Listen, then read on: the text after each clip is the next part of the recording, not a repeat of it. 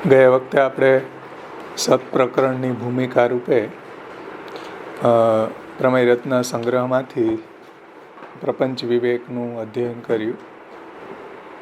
હવે સત્પ્રકરણની શરૂઆતમાં 23મા શ્લોકથી સત્પ્રકરણ શરૂ થાય છે. એમાં ઉત્થાનિકામાં શ્રી આચાર્ય ચરણો આજ્ઞા કરે છે. એવં સ્વપ્રવૃત્તિમ ઉપપાદ્ય બાધક શાસ્ત્રાણામ નિવૃત્તિ અર્થમ શાસ્ત્રમ આરભતે પ્રપંચો ઇતિ.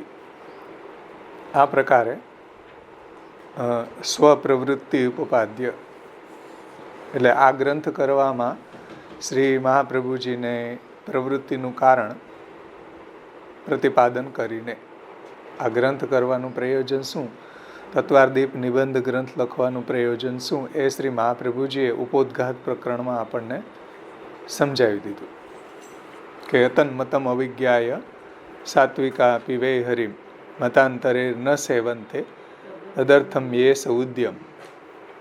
કે જે સાત્વિક છે, ભગવાનના ભક્ત છે, પરંતુ જે મતાંતર શાસ્ત્રો છે, માયાવાદ આદિ, એમાં ફસાવાના કારણે ભગવાનનું ભજન કરતા નથી, તો એને આ બધા જે મોહક શાસ્ત્રો છે એ મોહક શાસ્ત્રોમાંથી એને દૂર કરી અને સાચી સમજ આપવી, એ શ્રી મહાપ્રભુજીનું પ્રયોજન છે અહીં. તો આ પ્રકારે ગ્રંથ કરવામાં પોતાની પ્રવૃત્તિનું કારણ પ્રતિપાદન કરીને ઉપોદ્ઘાત પ્રકરણમાં હવે બાધક શાસ્ત્રાણામ નિવૃત્તિ અર્થમ, જે બાધક શાસ્ત્રો છે માયાવાદ આદિ, એની નિવૃત્તિને માટે શાસ્ત્રમ આરભ્યતે, હવે બ્રહ્મવાદ રૂપી શાસ્ત્રનો આરંભ કરવામાં આવે છે. જે બાધક શાસ્ત્રો છે એનું નિવારણ કરીને જે બ્રહ્મવાદ રૂપી શાસ્ત્રો છે એનો આરંભ હવે અહીંથી કરવામાં આવે છે. પ્રપંચો ભગવત કાર્ય તદ્રૂપો માયયા ભવત તત્શક્ત્યા વિદ્યયા ત્વસ્ય જીવ સંસાર ઉચ્યતે. પ્રપંચ એટલે આ જગત એ ભગવાનનું કાર્ય છે અને તદ્રૂપો ભગવદ્રૂપ પણ છે. કાર્ય છે એટલું જ નહીં, પણ ભગવાન જ એના અભિનિમિત્ત ઉપાદાન કારણ છે, કર્તા છે. તો તદ્રૂપો એટલે ભગવદ્રૂપ પણ છે જગત, ભગવાનનું કાર્ય પણ છે, ભગવાન જ એના કર્તા છે, ભગવાન જ એના અભિનિમિત્ત ઉપાદાન કારણ છે. અને જગતને ભગવાન કઈ રીતના રચે છે? માયયા ભવત, જગતને ભગવાન પોતાની જે સર્વભવન સામર્થ્ય રૂપા માયા છે, એ માયા વડે આ જગતને ભગવાન રચે છે, પ્રગટ કરે છે. માયા સૃજત, જે ભગવાનની શક્તિ છે, સર્વભવન સામર્થ્ય રૂપા જે ભગવાનની શક્તિ છે, એના દ્વારા ભગવાન આ જગતને રચે છે. અને તત્શક્ત્યા વિદ્યયા, અને ભગવાનની જે અવિદ્યા શક્તિ છે એના વડે ત્વસ્ય જીવ સંસાર ઉચ્યતે, એ ભગવાનની જે અવિદ્યા શક્તિ છે એના વડે જીવને સંસાર કહેવાય છે. ઉચ્યતે યાની જીવને સંસાર ઉત્પન્ન થાય છે એવું નથી કીધું, પરંતુ જીવને સંસાર કહેવાય છે, જીવ સંસારી થાય છે. કારણ કે સંસાર છે એ કોઈ સત પદાર્થ નથી, સસલુનું સસૃસુ સિંગની જેમ અસત પદાર્થ છે. એટલે જીવ જે છે એ સંસારી કહેવાય છે. જીવને સંસાર ઉત્પન્ન થાય છે એવું મહાપ્રભુજીએ ન કહ્યું, કેમ કે સંસાર જે છે એ મિથ્યા છે. એટલા માટે શ્રી મહાપ્રભુજી પ્રકાશમાં આજ્ઞા કરશે કે જીવ સંસાર ઉચ્યતે નતુ જાયતે, ઉચ્યતે નતુ જાયતે, એવું મહાપ્રભુજી આગળ પ્રકાશમાં આજ્ઞા કરશે. એટલે જીવને સંસાર કહેવાય છે. પ્રકાશમાં શ્રી મહાપ્રભુજી ખૂબ સુંદર આજ્ઞા કરે છે. પ્રપંચો મિથ્યા ઇતિ ઉક્ત્વા શુદ્ધમ ભજનમ વારયંતી. એટલે કેટલાક લોકો એટલે અહીંયા માયાવાદીઓ, શ્રી મહાપ્રભુજી નામ નથી આપતા, પણ કેટલાક પ્રપંચ એવ મિથ્યા ઇતિ ઉક્ત્વા, કેટલાક લોકો છે, માયાવાદીઓ છે, એ પ્રપંચને મિથ્યા કહીને શુદ્ધમ ભજનમ વારયંતી, આ શુદ્ધ ભજનનું વારણ કરે છે. પ્રપંચને મિથ્યા કહીને શુદ્ધ ભજનનું વારણ કરે છે. કારણ કે પ્રપંચ જો મિથ્યા હોય તો પછી ભજન કેનું કરવું? પ્રપંચની મધ્યપાતી રહેલા જે ભગવાનનું સ્વરૂપ છે, કે ભગવત શાસ્ત્રો છે, કે વેદ છે, કે ગીતાજી છે, બ્રહ્મસૂત્ર, ભાગવત વગેરે બધું મિથ્યા થઈ જશે. એટલે પ્રપંચને મિથ્યા કહીને માયાવાદીઓ શુદ્ધમ ભજનમ વારયંતી, શુદ્ધ ભજનનું વારણ કરે છે. તથા અન્ય જીવમ વ્યાપકમ ઉક્ત્વા, અને જીવને એ લોકો વ્યાપક કહે છે. જીવને વ્યાપક કહે બ્રહ્મની જેમ, તો પછી જીવને ભજન કરવાનું શું પ્રયોજન ભાઈ? જીવ વ્યાપકમ ઉક્ત્વા, અને જીવને એ લોકો માયાવાદીઓ વ્યાપક કહે છે. તો આ બંને અતઃ ઉભય નિરાકરણાર્થમ, આ બંને જે વાત છે, બંને મત છે, બંને મત એટલે બંને જે માયાવાદીઓની માન્યતા છે, એનું મહાપ્રભુજી નિરાકરણ કરવા માગે છે કે પ્રપંચને મિથ્યા કહેવું અને જીવને વ્યાપક કહેવો, આ બે એટલું ડેન્જર વાત છે કે જે શુદ્ધ ભજનનું વારણ કરી દે છે. એટલે ઉભય નિરાકરણાર્થમ જીવ જડયો સ્વરૂપમ ઉચ્યતે, એટલે જીવનું સ્વરૂપ અને જડનું સ્વરૂપ શું છે એનું વર્ણન મહાપ્રભુજી આપણને સમજાવે છે. શા માટે? કારણ કે પ્રપંચને મિથ્યા કહેશો તો જડ પદાર્થ જે છે એ મિથ્યા થઈ જશે, અને જીવને વ્યાપક કહેશો તો પછી જીવ છે એ કોનું ભજન કરે? વ્યાપક જીવ છે, બ્રહ્મની જેમ વ્યાપક હોય જીવ, તો એ ભજન કોનું કરે? આપણા ભગવદ્ ગીતામાં તો કહ્યું કે અણુર, જીવ છે અણુ છે, કોઈ વ્યાપક થોડો છે, ભગવાનનો અંશ છે. મમય વાંસો જીવ લોકે જીવભૂત સનાતનમ, તો જીવ ભગવાનનો અંશ છે, વ્યાપક નથી. વ્યાપક હોય તો ભજન કેનું કરે? કેવી રીતના કરે? તો આ બે જે મતો છે, બે જે વાત છે, પ્રપંચને મિથ્યા કહેવું અને જીવને વ્યાપક કહેવો, એ શુદ્ધ ભજનનું વારણ કરી રહ્યા છે માયાવાદીઓ. એટલે શ્રી મહાપ્રભુજી ઉભય નિરાકરણાર્થમ જડ જીવયો સ્વરૂપમ ઉચ્યતે, એટલે જડનું સ્વરૂપ સમજવું એટલું જ જરૂરી છે અને જીવનું સ્વરૂપ સમજવું એટલું જ જરૂરી છે. જો જડનું સ્વરૂપ અને જીવનું સ્વરૂપ સમજવામાં ન આવે તો ભક્તિ જ ન થાય આગળ. સમજમાં આવી ને? પ્રપંચને મિથ્યા કહેશો તો ભક્તિ કરીને શું કરશો પછી? અહીંયા પ્રપંચ જો મિથ્યા થઈ જાય તો પ્રપંચ મધ્યપાતી જે ભગવાનનું સ્વરૂપ છે, જેની તમે સેવા કરો છો, એ મિથ્યા છે. અને જીવ છે એને જો વ્યાપક હોય તો ભજન કોણ કરે? એટલે શ્રી મહાપ્રભુજી શરૂઆતમાં જ જડ અને જીવના સ્વરૂપનું જ્ઞાન આપણને કરાવવા માગે છે. એનું જો જ્ઞાન ન હોય તો ભક્તિ ન થાય, સાચી દિશામાં ભક્તિ ન થઈ શકે. એટલે શ્રી મહાપ્રભુજી પ્રકાશમાં આજ્ઞા કરે છે કે ઉભય નિરાકરણાર્થમ જીવ જડયો સ્વરૂપમ ઉચ્યતે, જીવ અને જડના સ્વરૂપનું અહીંયા વર્ણન હવે કરવામાં આવે છે. પછી જેવી રીતના સિદ્ધાંત મુક્તાવલીમાં જગતના વિશે બધાની અલગ અલગ માન્યતાઓ છે, એ જ વાતને મહાપ્રભુજી અહીંયા સમજાવે છે કે અયમ પ્રપંચો ન પ્રાકૃત નાપી પરમાણુજન્ય નાપી વિવર્તાત્મા નાપી અદૃષ્ટ દ્વારા જાત નાપી અસતસત્તારૂપ કિંતુ ભગવત કાર્ય પરમ કાષ્ઠાપન્ન વસ્તુકૃતિ સાધ્ય.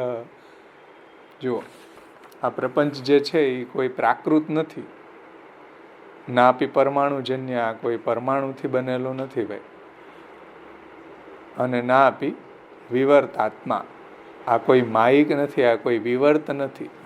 પ્રપંચ જે છે એ કોઈ ના આપી અદૃષ્ટ દ્વારા જાતા, કોઈ અદૃષ્ટથી ઉત્પન્ન નથી થયો, જે મીમાંસકોનો મત છે કે આ બધું અદૃષ્ટથી થાય છે. જે નાસ્તિક મીમાંસકો છે એ એમ કહે છે કે બધું અદૃષ્ટથી થાય છે.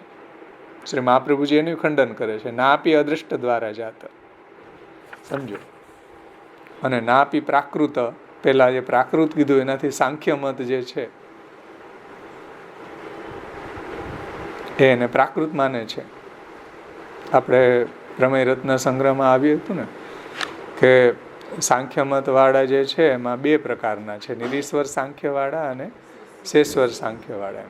તો નિરીશ્વર સાંખ્યવાળા જે છે એ અવિકૃત પરિણામ માને છે, અને શેશ્વર સાંખ્યવાળા છે શેશ્વર સાંખ્યવાળા જે છે એ અવિકૃત પરિણામવાદને માને છે, અને નિરીશ્વર સાંખ્યવાળા છે વિકૃત પરિણામવાદને માને છે.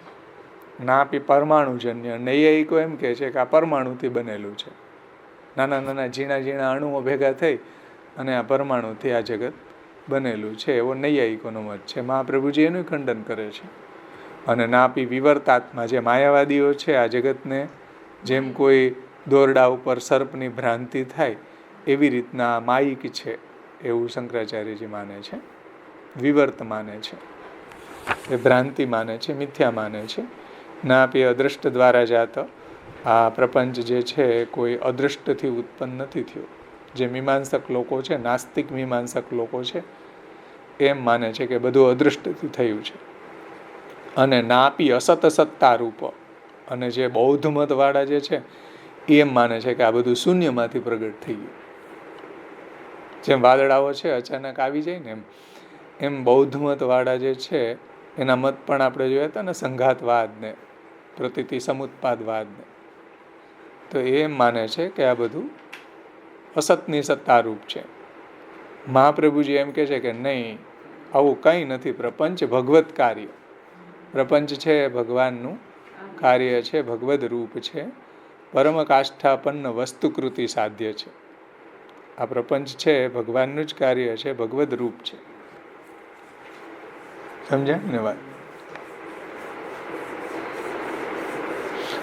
અને ભગવાનની કૃતિ છે, ભગવાનની કૃતિથી ઉત્પન્ન થયેલું છે, ભગવાન જ એના અભિનિમિત્ત ઉપાદાન કારણ છે, એટલે ભગવદ રૂપ છે.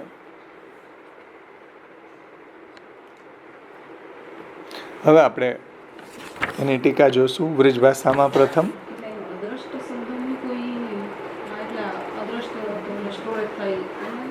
હા, આ બધું અદ્રષ્ટથી ઉત્પન્ન થાય. એમ જીવનું જે અદ્રષ્ટ હોય એને કારણે આ બધું ઉત્પન્ન થાય છે.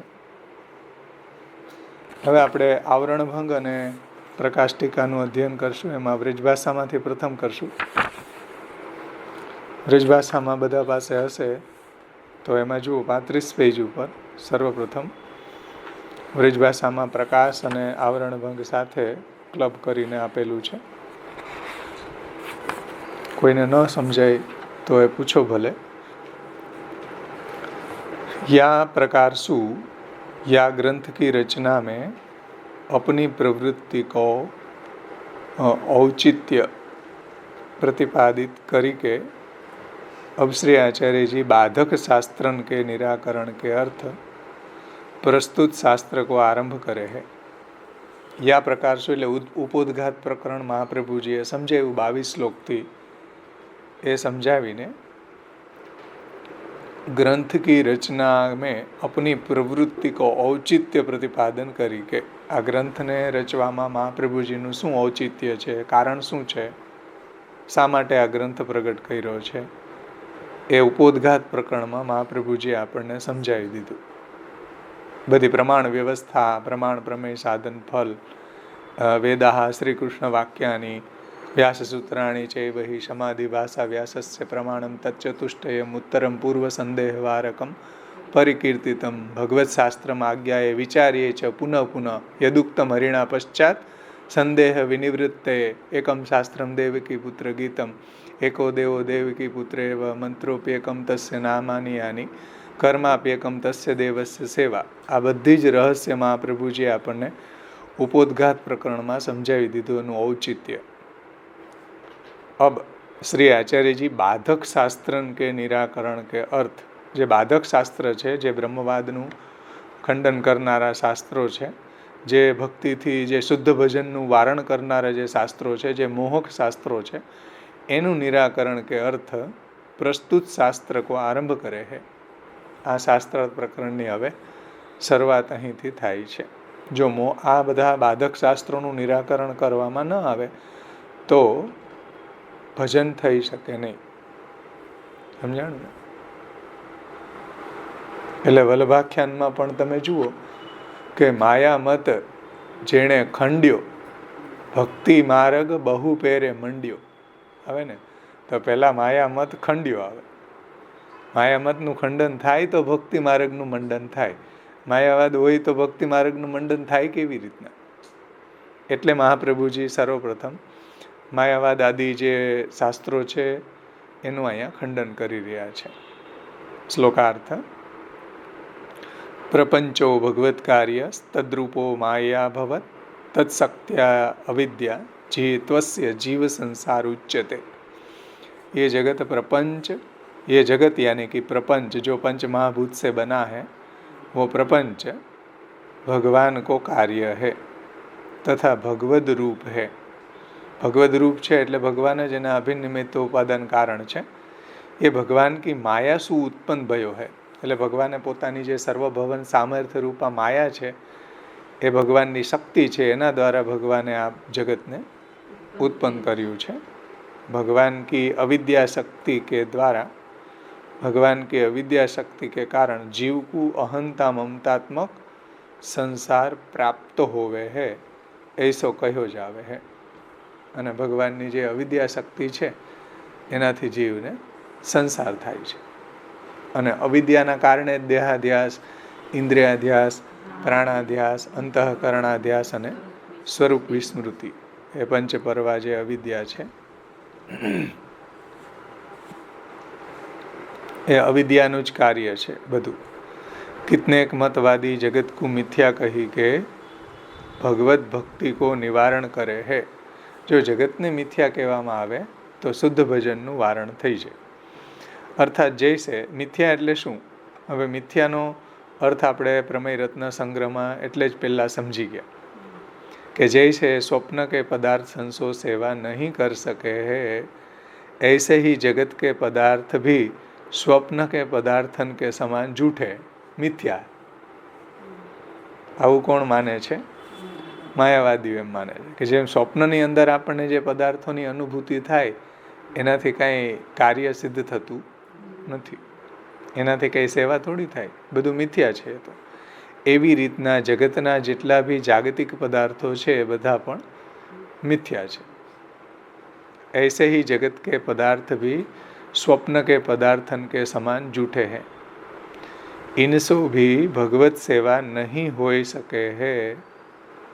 આ જાગતિક પદાર્થોથી પણ ભગવત સેવા ન થાય જો મિથ્યા માનવામાં આવે તો એ ઉનકો અભિપ્રાય है. આ માયાવાદીઓનો અભિપ્રાય છે. कितनेक मतवादी जीव को व्यापक बताए के भगवत सेवा સો વિમુખ કરે. અને કેટલાક મતવાળાઓ છે જીવને વ્યાપક કહે છે કે જીવ છે એ વ્યાપક છે બ્રહ્મની જેમ.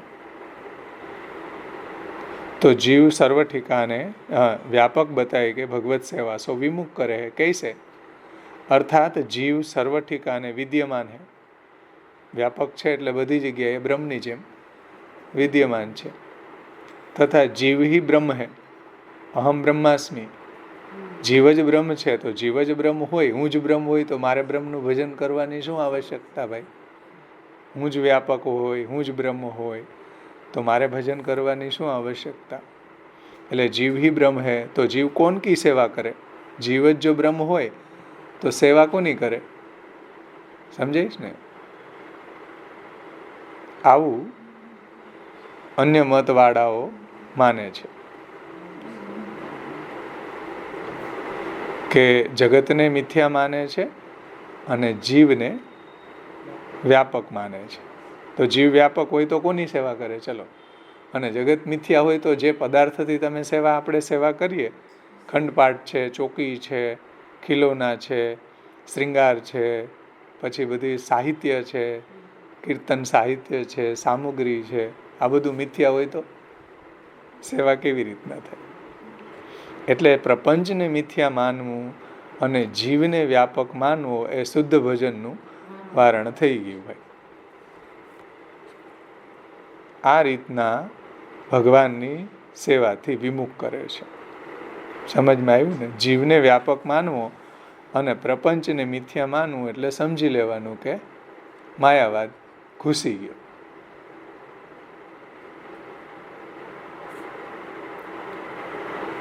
या रीति सो मोह करावे है, इन दोनों मतन को दूर करिवे के अर्थ जड़ तथा जीव के यथार्थ स्वरूप को वर्णन करे है.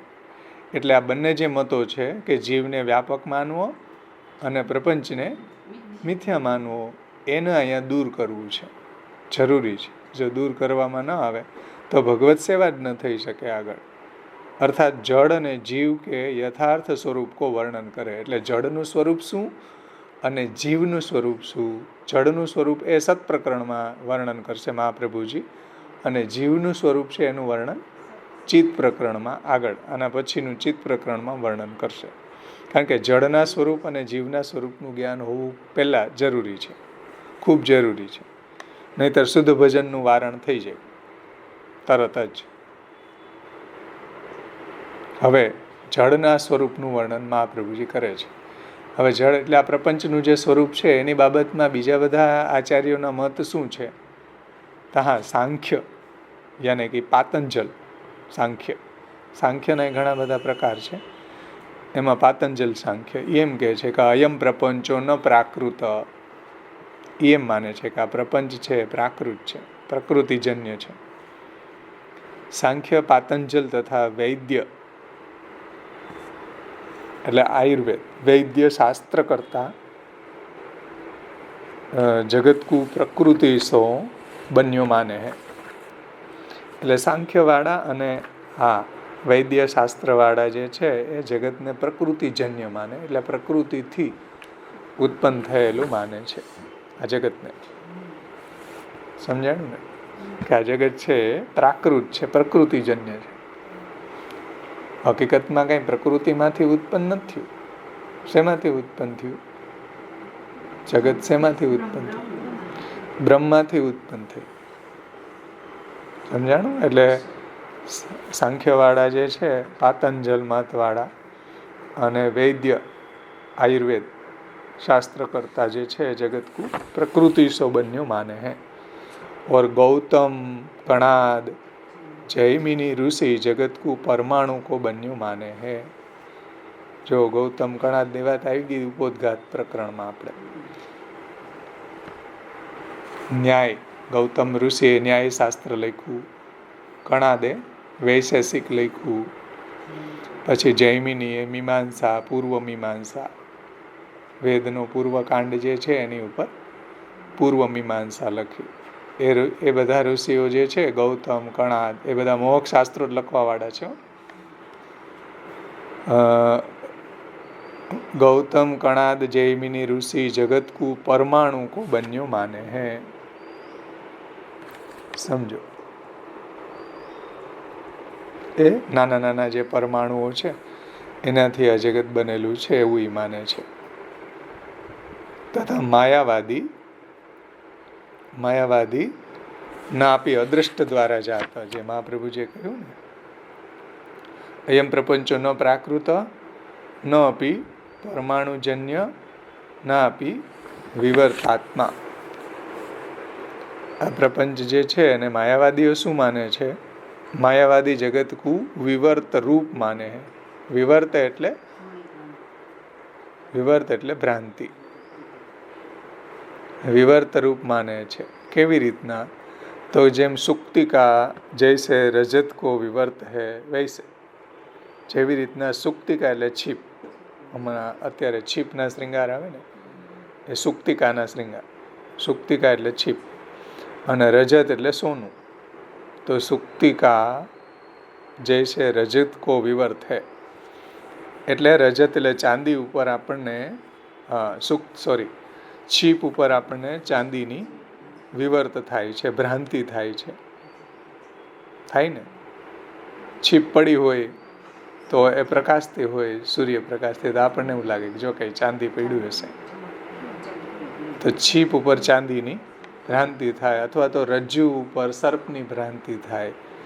એવી રીતના માયાવાદી એમ માને છે કે આ જગત જે છે એક ભ્રાંતિ છે, એક મિથ્યા છે.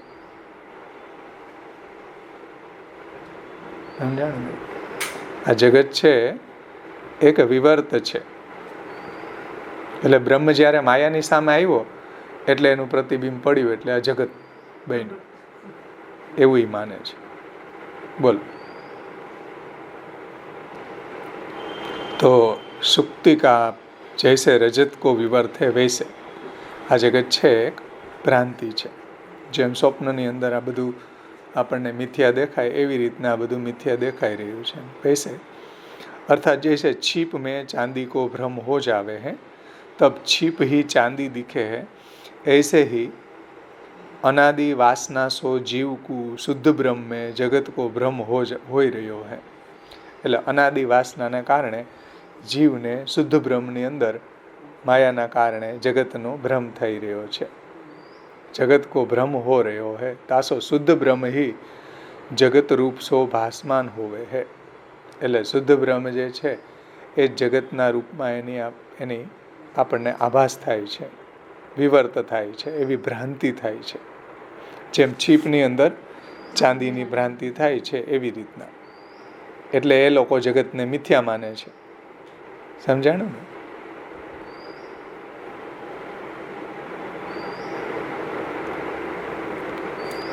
તથા કણાદ ગૌતમ જૈમિની યા જગત કે પ્રતિ અદૃષ્ટ કુ નિમિત્ત માને. એટલે એ લોકો જે મીમાંસકો છે એ આ જગતને કારણ અદૃષ્ટને માને છે કે અદૃષ્ટમાંથી આ જગત ઉત્પન્ન થાય એમ. ગૌતમ જૈમિની વગેરે જે છે કણાદ, वो આ જગત કો અદૃષ્ટ કુ નિમિત્ત માને. આ જગતને ઉત્પન્ન થવામાં કારણ અદૃષ્ટ છે. મહાપ્રભુજી એમ કહે છે કે ના આપી અદૃષ્ટ દ્વારા જાતો, આ કોઈ અદૃષ્ટથી ઉત્પન્ન થતું નથી. और सांख्यवादी યા જગત કે પ્રતિ સ્વભાવ કો નિમિત્ત માને. આપણે જોયું તો ને સ્વભાવવાદ, કે બધું એને સ્વભાવના કારણે ચાલ્યા કરે છે, આમાં ઈશ્વરની કોઈ આવશ્યકતા નથી. સ્વભાવવાદીઓ હતા પહેલા એવા, કે બધું એની મેળે સ્વભાવના કારણે જ બધું ઉત્પન્ન થયા કરે છે. તો सांख्यवादी આ જગત કે પ્રતિ स्वभाव को निमित्त माने हैं, मायावादी वासना को आ जगत के प्रति निमित्त माने हैं, तथा बौद्ध मत वाले जैसे बादल पहले सो नहीं होवे है फिर अकस्मात हो जावे है. એટલે જેમ વાદળાઓ છે કેમ અચાનક આવી ગયા, જુઓ અત્યારે જ અચાનક આવી ગયા, સવારે ન હતા. તો બાદલ છે અચાનક બધા ભેગા થઈ જાય, શૂન્યમાંથી સૃજન થઈ જાય, એવી રીતના બૌદ્ધ મત વાળા માને છે કે અચાનક આ બધું ભેગું થઈ ગયું એમ. બાદલ પહેલે સે નહીં હોવે હે ફિર અકસ્માત હોઈ જાવે હે, ऐसे ही જગત અસત સત્તા હે. એટલે અસતની સત્તારૂપ છે. અર્થાત પહેલે નહીં હતો, શૂન્ય હતો, ફિર અકસ્માત જગત હો ગયો. પહેલાં શૂન્ય અવકાશ હતો, એ શૂન્યમાંથી પછી આ બધું એની મેળે જ અકસ્માત આ બધું ભેગું થઈ ગયું, એવી રીતના આ જગત પ્રગટ થઈ ગયું. ऐसे माने, परंतु या रीति को जगत नहीं है. પણ મહાપ્રભુજી એમ કહે છે કે ભાઈ આ બધા જ મતો ખોટા છે શાસ્ત્રના એંગલથી. સમજાઈશ ને? બધા જ સાંખ્ય છે, પછી આ ન્યાય છે, માયાવાદી છે, પછી મીમાંસાકોનો મત છે, બૌદ્ધ મત છે, બધાનું ખંડન કર્યું મહાપ્રભુજીએ. બધા જે વેદમાં જે રીતના જગતનું વર્ણન છે, પ્રપંચનું વર્ણન છે, એનાથી સાવ ઓપોઝિટ વર્ણન આ લોકો કરે છે. એટલે મહાપ્રભુજી એનું ખંડન કરે છે. તો હવે જગત શું છે? હવે મહાપ્રભુજી પોતાનો મત સમજાવે છે કે ભગવત કાર્ય પરમ કાષ્ઠાપન્ન વસ્તુકૃતિ સાધ્ય તાદૃશોપી ભગવદ રૂપ. એ હવે સમજાવે છે આચાર્ય ચરણો કે જગત ભગવાન કો કાર્ય है, તદાત્માનમ સ્વયં અકુરુત. આ શ્રુતિઓ પણ કહે છે કે ભગવાન પોતે જ આ બધા રૂપે બની ગયા. तदात्मानम स्वयं अकुरुत इत्यादि श्रुतिन के अनुसार परब्रह्म को अविकृत परिणाम ये जगत है. समझाणु ने? अविकृत परिणाम. अविकृत परिणाम એટલે શું ભાઈ? હા, જગત છે બ્રહ્મનું અવિકૃત પરિણામ છે. જેમ સુવર્ણમાંથી ઘરેણાઓ બને અને ફરી પાછું આપણે એને સુવર્ણના રૂપમાં લાવી શકીએ છીએ, એવી રીતના अविकृत परिणाम ये जगत है. अर्थात परब्रह्म पुरुषोत्तम ही अनेक प्रकार सो लीला करवे के अर्थ प्रपंच यानी कि जगत रूप हो ही रहे हैं। परब्रह्म पुरुषोत्तम परम काष्ठापन्न भगवान आ जगत ने शा माटे रचे छे? लीलावर्थ। आनंदेन हर्षात क्रियमाणा चेष्टा लीला। तो लीलार्थ आ जगत ने भगवान प्रकट करे छे अने विचित्रता अने वैविध्यता लीला में जरूरी है। तो परब्रह्म पुरुषोत्तम ही अनेक प्रकार सो लीला करवे के अर्थ प्रपंच यानी कि जगत रूपी हो रहे हैं। आप ही या के करवे वारे हैं, एना करता भगवान पोते ज छे।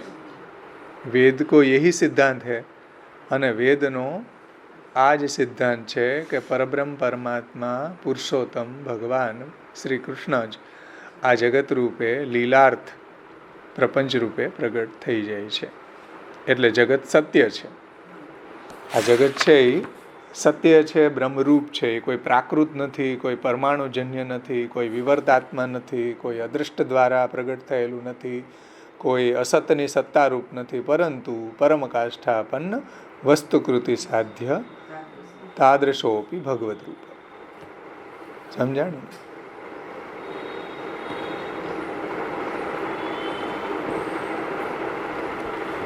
એટલે તદાત્માનમ સ્વયં અકુરુત, ભગવાન પોતે જ બધા રૂપે બની ગયા. સમજો, સ્વયં જ બધા નામ રૂપ ધારણ કરી અને ક્રીડા કરે છે. જે મહાપ્રભુજીએ શરૂઆતમાં જ આપણને કહ્યું,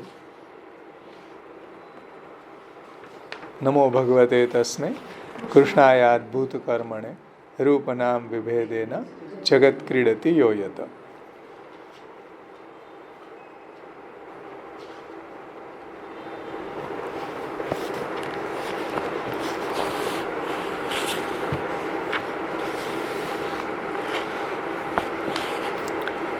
आगे जुओ, और श्रीमद् भागवत तथा वैष्णव शास्त्र यानी श्री नारद पंचरात्र को भी यही सिद्धांत है.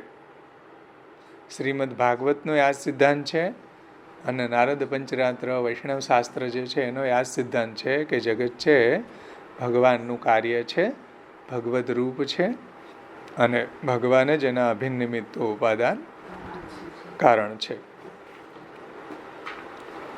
आ सिद्धांत भागवत वैष्णव शास्त्र पंचरात्रनो छे अने भगवान में सर्वभवन सामर्थ्य है. भगवान छे एनी अंदर सर्वभवन सामर्थ्य एटले सर्व थवानुं सामर्थ्य. भगवाननी अंदर सर्व थवानुं सामर्थ्य छे. सर्वभवन सामर्थ्य अर्थात पुरुषोत्तम में ऐसी अद्भुत सामर्थ्य है कि जैसो रूप धारण करनो चाहे है वैसे ही हो जावे हैं. भगवान ने जेवुं रूप धारण करवुं होय एवुं ज रूप प्रभु धारण करी ले छे. वा सामर्थ्य सो आप એટલે ભગવાન પોતાની સર્વભવન સામર્થ્યથી જગતરૂપ ભયે હે. સમજી ને? ભગવાનને બીજાને કોઈની આવશ્યકતા નથી. જગતને બનાવવા માટે કોઈ માયાની જરૂર નથી. ભગવાનમાં એવું સામર્થ્ય છે કે ભગવાન પોતે જ બધા નામ રૂપ લઈને ક્રીડા કરે છે. તો વાહી સામર્થ્ય કો માયા કહે. ભગવાનનું એક જે સામર્થ્ય છે સર્વભવન સામર્થ્ય, એને શાસ્ત્રની અંદર માયા કહેવામાં આવે છે. સમજાયું ને? માયા એટલે ઓલી શંકરાચાર્યવાળી માયા નહીં હોય. એ શંકરાચાર્યવાળી માયા તો એવી છે કે એ તો અનાદિ માયાને અનાદિ માને છે, અને બ્રહ્મ છે એની ઉપર એ માયા હાવી થઈ જાય એટલે એ બ્રહ્મ છે બિચારો માય કાંગલો માયા સબલ ઈશ્વર થઈ જાય, અને એને આ બધું બનાવવા માટે માયાની જરૂર પડે. એટલો અસમર્થ બ્રહ્મ છે બિચારો માયાવાદીઓનો. એ અહીંયા માયાની વાત નથી હો. અહીંયા માયા એટલે ભગવાનની સર્વભવન થવાની સામર્થ્ય, સર્વ બનવાની સામર્થ્ય, એ માયા. સમજમાં આવ્યું ને? વા સામર્થ્ય સો આપ જગતરૂપ ભય હે.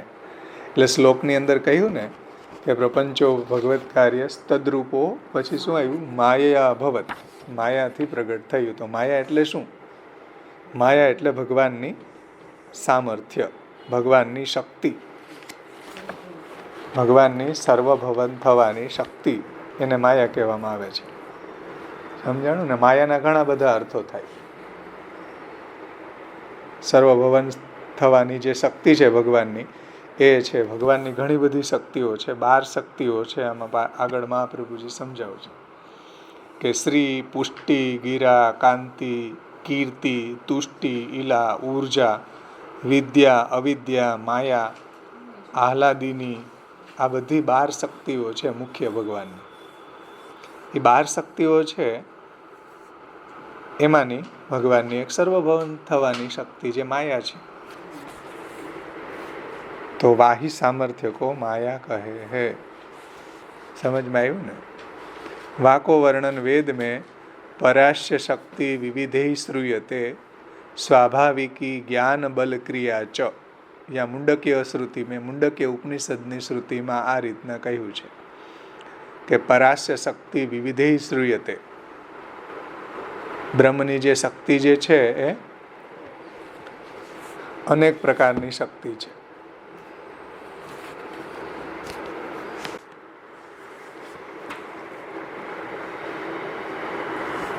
એટલે બ્રહ્મની જે છે અનેક પ્રકારની શક્તિ છે.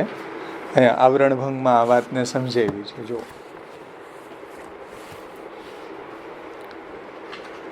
પેજ નંબર 93 ઉપર આવરણ ભંગમાં પુરુષોત્તમજી કહે છે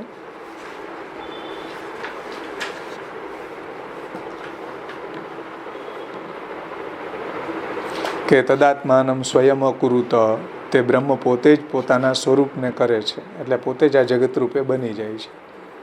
આ શ્રુતિમાં અભિન્ન નિમિત્ત ઉપાદાન કારણ બ્રહ્મને જ કહ્યું છે.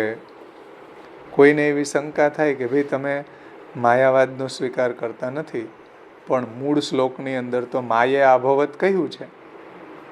કહ્યું ને, પ્રપંચો ભગવત કાર્ય તદ્રૂપો માયા અભવત.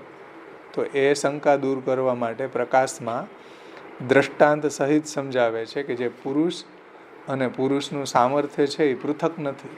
એટલે ભગવાન અને ભગવાનની શક્તિ, શક્તિ અને શક્તિમાન એ અલગ નથી, એક જ છે. સમજાણું ને? તેથી કર્તા કરણરૂપ કહેવાય છે. એટલે કર્તા પોતે જ એ કરણરૂપ છે, અસાધારણ કારણરૂપ છે. પોતે જ આ બધા રૂપે પ્રગટ કરે છે, બધા રૂપે પોતે જ બની જાય છે. તેમજ આ જગ્યાએ ભગવાન અને ભગવાનની શક્તિ માયા એક જ સ્વરૂપ છે. તેથી કર્તાને કરણ રૂપે કહેવામાં આવે છે. એટલે કર્તાને એટલે બ્રહ્મને જ, એ જ કર્તા છે, એને જ અહીંયા સર્વભવન સામર્થ્ય રૂપા માયા એ રીતના કરણ રૂપે એને કહેવામાં આવે છે. કર્તા ભગવાન છે અને કરણ જે છે એ ભગવાનની માયા શક્તિ છે. એટલે બ્રહ્મવાદમાં માયાવાદનો પ્રવેશ થતો નથી. અહીંયા એવી કોઈ માયા નથી કે બ્રહ્મ ઉપર હાવી થઈ જાય. અહીંયા તો માયા ભગવાનની સર્વભવન સામર્થ્ય રૂપા ભગવાનની શક્તિ છે, અને એ શક્તિથી ભગવાન આ જગતને પ્રગટ કરે છે. સમજાણું ને? હે?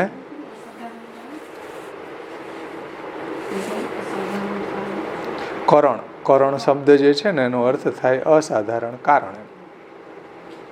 એટલે ભગવાન પોતાની શક્તિ દ્વારા આ જગતને પ્રગટ કરે છે, જગતને રચે છે. એટલે આપણા મતમાં બ્રહ્મવાદમાં માયાનો પ્રવેશ નથી.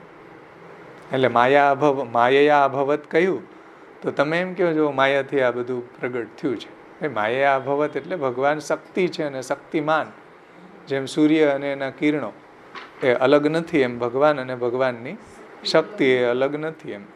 એનાથી ભગવાન આ જગતને પ્રગટ કરે છે. અને ભગવાનની અનેક પ્રકારની શક્તિઓ છે. પરાશ્ય શક્તિ વિવિધે શ્રૂયતે, વિવિધ પ્રકારની શક્તિઓ છે એની. સ્વાભાવિકી જ્ઞાન બલ ક્રિયા એવું મુંડકીય ઉપનિષદની અંદર કહ્યું છે. તો યહાં कितनेक वादी संसार तथा जगत को एक समझी के जगत को भी मिथ्या माने. જુઓ, એટલે આપણે પ્રમેય રત્ન સંગ્રહમાં આ વાતને સમજી ગયા પહેલાં કે જગત ને સંસારનો ભેદ સમજાણું ને. જગત શું છે અને સંસારનું સ્વરૂપ શું છે એ આપણે બેય સમજી ગયા કે જગત ભગવાનનું કાર્ય છે, ભગવદ રૂપ છે, ભગવાને જેના અભિન્ન નિમિત્તો ઉપાદાન કારણ છે એ ભગવાનમાંથી પ્રગટ થયું છે, અને સંસાર છે એનું ઉપાદાન કારણ ભગવાન નથી. સમજાઈશ ને? સંસાર જે છે તો એની જીવને સંસાર થાય છે, અને એ માયાનું કાર્ય છે કે માયા જે છે એ સત્ય જગતના જેવું જ એક માયિક જગત આપણી બુદ્ધિમાં પેદા કરે છે. એ પહેલાં આચ્છાદન કરે છે અને પછી અન્યથા પ્રતીતિ કરાવે છે, પછી એ જ જગતને સત્ય જગત ઉપર પ્રક્ષેપણ કરે છે. એટલે સત્ય જગતના પદાર્થોની અંદર આપણને આ મારું, આ તારું, આ સારું, આ ખરાબ, આ સુખ, આ દુઃખ, આવી જે અનુભૂતિ આપણને થઈ રહી છે એ સંસાર છે. સંસારનું ઉપાદાન કારણ કોઈ નથી, બ્રહ્મ નથી. સમજાય ને? જગતનું ઉપાદાન કારણ બ્રહ્મ છે, એટલે જગત સત્ય છે. એટલે સંસાર મિથ્યા છે, જગત સત્ય છે. તો હવે એ વાતને સમજાવે છે કે ભાઈ કેટલાક લોકો છે એ જગતને સંસાર માની બેસે છે. આ બેયને હોચપોચ કરી દીધું, ખીચડી કરી દીધી. જગત ઈ જ સંસાર ને સંસાર ઈ જગત. મહાપ્રભુજી આપણે એમ કહે છે કે નહીં, જગત અલગ વસ્તુ છે, संसार अलग वस्तु है. तो कितने वादी संसार तथा जगत को एक समझी के जगत को भी मिथ्या माने. समझे ने? जेम संसार मिथ्या है तो ये जगत ने पण मिथ्या मानी ले. उनकी भूल है, आ एनी भूल है, खोटी मान्यता है. क्योंकि प्रपंच जगत तथा जीव इनके नाम है. क्योंकि प्रपंच जगत, प्रपंच यानी कि जगत तथा जीव, इनके यानी कि भगवान के नाम है. रूप नाम विभेदेन जगत क्रीडति यो यत. ये भगवान के नाम और भगवान के रूप हैं. जे भी जड़ अने जीव है और जगत के उपादान कारण भगवान है. समझो, जगतनु उपादान कारण भगवान है. और जैसे मनुष्य अपनी सामर्थ्य से काम करे है, वो मनुष्य की सामर्थ्य मनुष्य से जुदी नहीं है. એટલે મનુષ્ય જે પોતાની સામર્થ્યથી જે કાંઈ કાર્ય કરે છે તો એ સામર્થ્ય અને મનુષ્ય એટલે શક્તિ અને શક્તિમાન આ બે બંને અલગ નથી. સમજમાં આવ્યું ને? તો મનુષ્ય અને મનુષ્યની સામર્થ્ય अलग नहीं है. वो मनुष्य की सामर्थ्य मनुष्य से जुदी नहीं है. ऐसे ही भगवान अपनी सर्वभवन सामर्थ्य से जगत बनावे है. भगवान पोतानी सर्वभवन सामर्थ्य थी जगत ने रचे छे और वो सामर्थ्य भगवान से जुदी नहीं है. भगवान में ज रहेली छे, भगवान सामर्थ्य छे सर्वभवन सामर्थ्य. बाह्य सामर्थ्य को माया कहे है અને એ જે ભગવાનની સામર્થ્ય છે એને જે માયા કહેવામાં આવે છે. સમજાણું ને? એ જે ભગવાનની સામર્થ્ય છે એને સર્વભવન સામર્થ્ય માયા કહેવામાં આવે છે. વિદ્યા और અવિદ્યા ये दोनों वा माया की शक्ति है. ये माया છે માં હોય તો એના બે બાળકો છે, વિદ્યા અને અવિદ્યા. સમજો, વિદ્યા અને અવિદ્યા જે છે એ માયાની શક્તિઓ છે અને માયા છે એ ભગવાનની શક્તિ છે. સમજાણું? વિદ્યા અવિદ્ય હરે શક્તિ માયા એ વિનિર્મિતે. આગળ શ્લોક આવશે. વિદ્યા અને અવિદ્યા હરિની શક્તિ છે ને માયાથી પ્રગટ થઈ છે. तो विद्या और अविद्या ये दोनों वा माया की शक्तियाँ हैं. और संसार अहंता ममता को नाम है. संसार એટલે અહંતા મમતાના કારણે જે ઉત્પન્ન થાય છે એને સંસાર કહેવામાં આવે છે. સંસાર કો ઉપાદાન કારણ કોઈ નહીં. જગતનું ઉપાદાન કારણ કોણ છે ભાઈ? બ્રહ્મ છે. એવી રીતના સંસારનું ઉપાદાન કારણ કોઈ છે જ નહીં. તો દેખાય છે, ભ્રાંતિ છે. હકીકતમાં એવું કંઈ છે નહીં. એનું ઉપાદાન કારણ કોઈ નથી. જેમ ઉનાળાની અંદર આપણે રોડ ઉપર જતા હોય તો મરીચિકા દેખાય આપણને, ઝાંઝવાનું જળ એમ કહે ને, એ દેખાય. પણ ત્યાં જાય તો આપણને લાગે કે ઓહો જો કંઈક જલ ભરેલું છે. હરણને એવું લાગે કે ઓહો જો આ જલ હશે, દોડી દોડીને જલ પીવા માટે જાય. તો એ મરીચિકા છે. હકીકતમાં એ કંઈ છે જ નહીં. મિથ્યા અનુભૂતિ થઈ રહી છે. એમ સંસાર છે ને એ મિથ્યા અનુભૂતિ છે આપણી. સંસારનું ઉપાદાન કારણ કંઈ નથી એટલે મિથ્યા છે. જગતનું ઉપાદાન કારણ બ્રહ્મ છે તો જગત સત્ય છે. જીવનું ઉપાદાન, જીવ ભગવાનના અંશ છે, જીવ એ સત્ય છે. પણ આ સંસાર જે અવિદ્યાના કારણે, આપણી અહંતા મમતાના કારણે જે ઉત્પન્ન થતો સંસાર છે, હું અને મારું, સારું અને ખરાબ, સુખ અને દુઃખ, બધું એ મિથ્યા છે. સંસાર કો ઉપાદાન કારણ કોઈ નહીં.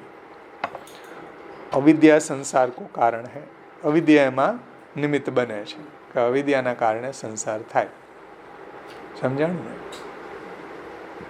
અવિદ્યા જે જીવને લાગે એના કારણે જીવ છે એને દેહનો સંસર્ગ થયો. પછી જીવ છે, હકીકતમાં જીવ તો શુદ્ધ ચૈતન્ય છે, બ્રહ્મનો અંશ છે, પણ એને દેહનો સંસર્ગ થયો એટલે દેહની ભેગો સાથે રહેવા માંડ્યો એટલે એ દેહને પોતાનો માનવા લાગી ગયો, એટલે એને દેહાધ્યાસ થઈ ગયો. સમજાય ને? જેમ કોઈ ભાડું વધારે ટાઈમ રહે પછી ઘરને પોતાનું માનવા લાગી કે આ તો હવે અમારું છે. એવી રીતના જીવ છે આ દેહ ભેગો રહે એટલે થોડાક દિવસ થાય તો પછી એને દેહ પોતાનો લાગવા માંડે. પછી ઇન્દ્રિયો સાથે રહેવાના કારણે ને ઇન્દ્રિયો પોતાની લાગવા માંડે એટલે ઇન્દ્રિયાધ્યાસ ઉત્પન્ન થાય. અંતઃકરણ સાથે રોજ રહે એટલે એને અંતઃકરણ, જીવને અંતઃકરણ પોતાનું સ્વરૂપ લાગવા માંડે એટલે અંતઃકરણ અધ્યાસ થાય. દેહાધ્યાસ, ઇન્દ્રિયાધ્યાસ, પ્રાણને પોતાના માનવા લાગી જાય એને કારણે પ્રાણાધ્યાસ થાય. આ બધા અધ્યાસ ભેગા થાય પછી પોતાનું સ્વરૂપ જે શુદ્ધ ચૈતન્ય બ્રહ્મનો અંશ છે એ ભૂલી જાય. એટલે સ્વરૂપની વિસ્મૃતિ થઈ ગઈ એને કે હું કોણ છું, ક્યાંથી આવ્યો છું, શા માટે આવ્યો છું, કેનો અંશ છું, આવી બધી પોતાના સ્વરૂપને ભૂલી જાય છે. સમજાણું ને? એ કાર્ય બધું કોનું? અવિદ્યાનું કાર્ય છે. આ બધું કાર્ય છે અવિદ્યાનું છે ને એના કારણે આ સંસાર ઉત્પન્ન થાય છે. એટલે સંસારનું ઉપાદાન કારણ કોઈ નથી, બ્રહ્મ નથી ભાઈ. અવિદ્યાના કારણે એવું સંસાર ઉત્પન્ન થાય. અવિદ્યા સંસાર કો કારણ હૈ. સંસાર અજ્ઞાન એટલે શક્તિ જે છે ને, અવિદ્યા શક્તિ તો બ્રહ્મની જ છે, પણ એના કારણે જે સંસાર ઉત્પન્ન થાય છે ને એ મિથ્યા છે. શક્તિ મિથ્યા નથી, આપણી અહંતા મમતા મિથ્યા નથી, એ તો સત્ય છે. અહંતા મમતા તો ભગવાને આપેલી ગિફ્ટ છે. પણ અવિદ્યા આપણી જે અહંતા મમતાને આપણે જે રોંગ, ખોટી જગ્યાએ જે પ્લેસિંગ કરીએ છીએ ને એના કારણે જે આપણને સુખ, દુઃખ, સારું, ખરાબ, ઉત્પત્તિ, નાશ, મારું, તારું, આવી જે ફિલિંગ થાય છે ને એ ખોટી છે. સમજમાં આવ્યું ને? અહંતા મમતા જેમ જાદુગર હોય તો જાદુગરની શક્તિ સાચી છે. જાદુગર પાસે એવી શક્તિ હોય કે એની એ શક્તિ દ્વારા એ ફૂલની માલા પ્રગટ કરી દે, કે કબૂતરા પ્રગટ કરી દે, એ રૂપિયાનો ઢગલો કરી દે, આવું બધું બતાવે. તમે જાદુગર જુઓ તો એની શક્તિ સાચી છે, પણ શક્તિના કારણે જે વસ્તુ ઉત્પન્ન કરે છે ને એ બધી વસ્તુ ખોટી છે, મિથ્યા છે. એવી રીતના બ્રહ્મની જે શક્તિ છે, અહંતા ને મમતા, વિદ્યા ને અવિદ્યા, એ સત્ય છે. પણ એ અવિદ્યાના કારણે આપણને જે સંસારની જે અનુભૂતિ થાય ને એના કારણે આપણે દુઃખી થાય કે આપણી માતા મરી જાય તો આપણે 10 દી દુઃખી રહે.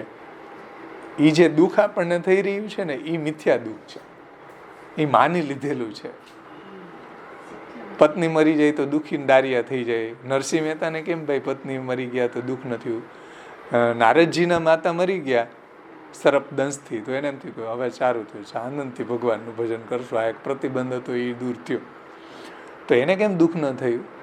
કારણ કે એને એ સંસારાસક્તિ હતી નહીં. એટલે સમજાણી ને વાત? એટલે એક વ્યક્તિને દુઃખ થાય છે, એક વ્યક્તિને દુઃખ થતું નથી. એનું કારણ શું? એક વ્યક્તિને સંસાર છે, એક વ્યક્તિને સંસાર દૂર થઈ ગયો. જેને દૂર થઈ ગયો એને દુઃખનું નામો નિશાન નથી ક્યાંય. સમજાઈશ ને? અને એક બિચારો રડી રહ્યો છે, કેટલો આઘાત લાગી રહ્યો છે, એટલો દુઃખી થઈ રહ્યો છે. તો એ દુઃખ છે ને એ માનેલી વસ્તુ છે. સુખ અને દુઃખ છે એ માનેલી વસ્તુ છે. અહંતા મમતાને કારણે જે આપણી એમાં પ્લેસિંગ કરેલી છે આપણે સંસારની અંદર, જે સંસાર ઉત્પન્ન થઈ રહ્યો છે અહંતા મમતાના કારણે, એ મિથ્યા છે. સમજમાં આવ્યું ને ભાઈ?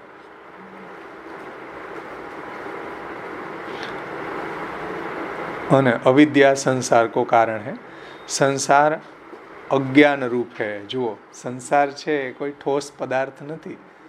આપણું અજ્ઞાન છે. અજ્ઞાનના કારણે માની લીધો છે. અજ્ઞાન છે, સંસાર અજ્ઞાન રૂપ હે, મિથ્યા હે. સંસાર છે મિથ્યા છે. શ્રુસુ શ્રીંગની જેમ, સસલાના શિંગડા જેમ મિથ્યા છે. જેમ આખ પુષ્પમ આકાશ કુસુમ મિથ્યા છે, એવી રીતના સંસાર પણ મિથ્યા જ વસ્તુ છે. અને છતાંય આખી દુનિયા એમાં જ તમે જુઓ તો પાગલ બનેલી છે ને. સંસારમાં જેટલા રત છે લોકો, એટલા દુઃખી થઈ રહ્યા છે, એ અજ્ઞાનના કારણે થઈ રહ્યા છે. તો સંસાર અજ્ઞાન રૂપ છે, મિથ્યા હે, પ્રપંચ સત્ય છે. જુઓ, પ્રપંચ મિથ્યા નથી હો ભાઈ. આ જગતના પદાર્થો છે એ તો બ્રહ્માત્મક છે, સત્ય છે. બ્રહ્મ જેનું અભિનિમિત્ત ઉપાદાન કારણ છે. और अविद्या को कियो भयो जो संसार है सो जीव के अर्थ ही कियो जावे. એટલે જીવને જ એ સંસાર થાય છે, જડને નથી થતો. આ જડને કાં સંસાર નથી થતો? સમજાય ને? એ અવિદ્યા શક્તિ જીવને લાગે છે. એટલે જીવ સંસાર ઉચ્ચતે ન તું જાયતે. સંસાર ઉત્પન્ન થતો નથી. સમજો, ઉત્પન્ન કોણ, કઈ વસ્તુ થાય? આવિર્ભાવ કઈ વસ્તુનો થાય? કે જે વસ્તુ હોય એનો આવિર્ભાવ થાય. સમજાણું ને? જેમ બીજમાંથી છોડાનો આવિર્ભાવ થાય તો પહેલા છોડ બીજમાં રહેલો છે. ગોટલીમાંથી આંબાનો આવિર્ભાવ થાય તો ગોટલીમાં આંબુ રહેલો છે. એવી રીતના સંસાર ક્યાંથી આવ્યો? સંસારનું ઉપાદાન કારણ શું? તો કે સંસારનું ઉપાદાન કારણ કંઈ જ નહીં. એટલે જીવને સંસારી કહેવાય છે. નતું જાયતે. પ્રકાશમાં જુઓ, જીવસ્ય સંસાર ઉચ્ચતે નતું જાયતે. જીવ છે સંસારી થાય છે, પણ જીવને સંસાર ઉત્પન્ન થાય છે એવું મહાપ્રભુજી નથી કહેતા. ઉત્પન્ન કઈ વસ્તુ થાય? જે વસ્તુ હોય એ ઉત્પન્ન થાય. પ્રગટ કઈ વસ્તુ થાય? જે વસ્તુ હોય એ પ્રગટ થાય. જે વસ્તુ હોય જ નહીં દુનિયામાં, એ પ્રગટ કેમ થાય? શ્રુશુસિંગ કે આકાશ કુસુમ એ વસ્તુ પ્રગટ કેમ થાય? સમજાઈશ ને? એનો આવિર્ભાવ ન થાય. આવિર્ભાવ કોનો થાય? માનો કે તમે અત્યારે વસ્ત્ર ઉપર, ચાદર ઉપર બેઠા છો, તો એ પેલા કપાસની અંદર આ વસ્ત્ર હતું. કપાસ હતો, રૂ હતું, એની અંદર આ વસ્ત્ર હતું, એની અંદર તાણાવાણા હતા, એમાંથી આ બધું બની ગયું. તો કપાસ એનું કારણ છે, આ વસ્ત્ર એનું કાર્ય છે. સમજી ને? કાર્ય પેલા કારણની અંદર સ્થિત હોય છે. આ ટેબલ છે તો એ લાકડું પેલા હતું. લાકડું આનું વૃક્ષાનું કારણ છે, ટેબલ એનું કાર્ય છે. તો આ ટેબલ પેલા વૃક્ષની અંદર હતું. એવી રીતના સંસાર ક્યાં હતો? સમજો, એવી રીતના સંસારનું કારણ શું? તો કે ભાઈ સંસાર એક માની લીધેલી વસ્તુ છે. સંસાર જેવું કોઈ પદાર્થ નથી. સંસાર મિથ્યા છે, શ્રુશુસિંગની જેમ માની લીધેલી વસ્તુ છે. એનું ઉપાદાન કારણ બ્રહ્મ નથી. પણ અવિદ્યાના કારણે જીવને સંસાર થાય છે. જીવ સંસારી થાય છે. સંસાર ઉત્પન્ન થાય છે એવું મહાપ્રભુજીએ ન કહ્યું. જુઓ, જીવસ્ય સંસાર ઉચ્ચતે ન તું જાયતે. સંસાર ઉત્પન્ન થાય છે, જન્મે છે એવું નથી કીધું શ્રી મહાપ્રભુજીએ, કારણ કે એનું કોઈ ઉપાદાન કારણ છે નહીં. એટલે જીવને સંસારી કહેવાય છે. એટલે જીવ બિચારો સંસારમાં ફસાય છે. એટલે સંસારનો આવિર્ભાવ થાય છે એવું મહાપ્રભુજીએ કહ્યું નથી. કારણ કે આવિર્ભાવ એ જ વસ્તુનો થાય જે વસ્તુ સત્ય હોય, જે બ્રહ્માત્મક હોય, એનો આવિર્ભાવ અને તિરોભાવ થાય. જગતના જેટલા બી પદાર્થ છે એનો આવિર્ભાવ અને તિરોભાવ થાય છે. કેમ કે એ બ્રહ્માત્મક છે ને? ઘડાનો આવિર્ભાવ થાય માટીમાંથી, પાછો હું એને ફોડી નાખો તો માટીમાં ઘડાનો તિરોભાવ થઈ જાય. આપણે જલ અને એનું વરાળના એક્ઝામ્પલથી સમજાતા કે ભાઈ વરાળ જે છે, જલ ગાયબ નથી થઈ જતું, વરાળના રૂપમાં રૂપાંતર થાય, ફરી પાછું એને ઠંડી પાડવામાં આવે તો પાછું જલ રૂપે બની જતું હોય છે. એનો આવિર્ભાવ અને તિરોભાવની પ્રક્રિયા છે. સોનામાંથી ઘરેણા ઉત્પન્ન આવિર્ભાવ થાય ને પાછા એ ઓગાળી નાખો તો સુવર્ણ રૂપ બની જાય છે. તો આવિર્ભાવ અને તિરોભાવની આપણે ત્યાં પ્રક્રિયા છે. એવી રીતના સંસારનો આવિર્ભાવ શેમાંથી થાય? સમજો, સંસારનું કોઈ ઉપાદાન કારણ નથી, પણ અવિદ્યાના કારણે સંસારની અનુભૂતિ થાય છે. અને અવિદ્યા લાગેલી હોય એટલે આપણે દુઃખી થાય. અવિદ્યાના કારણે આપણને સંસાર લાગેલો છે. જેને વધારે અવિદ્યા લાગેલી હોય વધારે દુઃખી થાય, જેને ઓછી અવિદ્યા લાગેલી હોય એ ઓછો દુઃખી થાય થોડો. બાકી દુઃખી થવાનું કારણ સંસાર છે. જેને સંસારથી જે ઉપર ઉઠી ગયા છે એ કોઈ દુઃખી જ નથી થતા. સમજમાં આવી ને વાત? જે સંસારથી ઉપર ઉઠેલા છે એને કંઈ દુઃખ અને સુખ એને બાધારૂપ થતું નથી.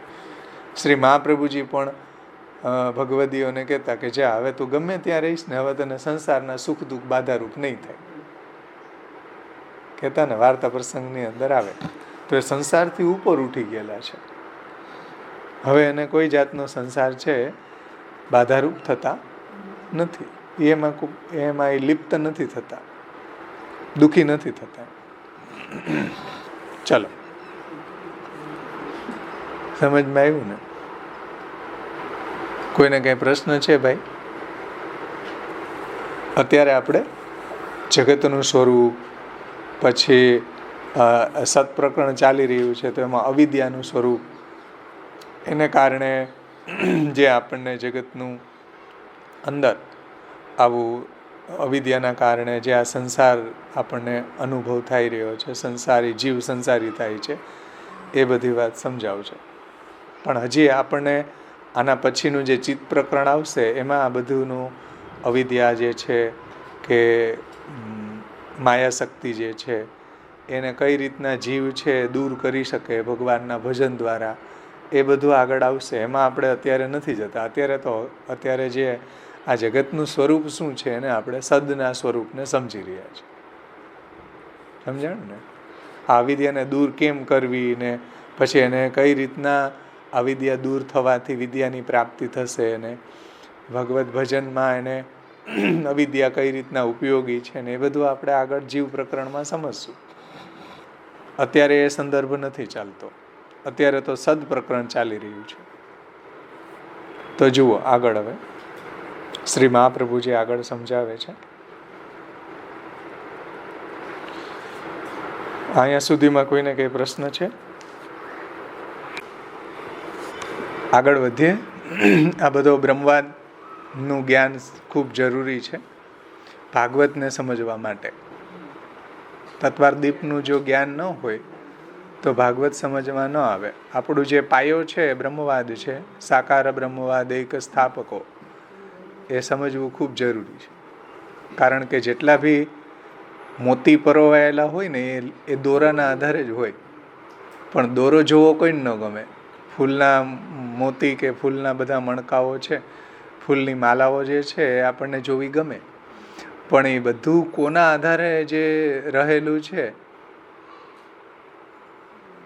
એ દોરાના આધારે. દોરો ન હોય તો મણકાઓ રહી ન શકે, દોરો ન હોય તો કોઈ માલા પરોવી શકે નહીં. એવી રીતના જે લીલાના મણકાઓ પરોવ્યા છે ને એ બ્રહ્મવાદ રૂપી દોરામાં પરોવાયેલા છે. જ્યાં સુધી બ્રહ્મવાદ રૂપી દોરો સમજમાં ન આવે ત્યાં સુધી લીલાના મણકાને કોઈ માણી ન શકે. સમજાણી ને વાત? એ લીલાના મણકાઓને માણવા હોય તો દોરાને સમજવો જ પડે. એના વગર ચાલે જ નહીં. નહીંતર લીલાની અંદર કંઈક ને કંઈક અસંભાવના, વિપરીત ભાવના થાય. પણ એ લીલા કરતા જે છે એ આ બ્રહ્મ છે. એ બ્રહ્મનું સ્વરૂપનું જો જ્ઞાન હોય તો રાસલીલા સમજમાં આવે.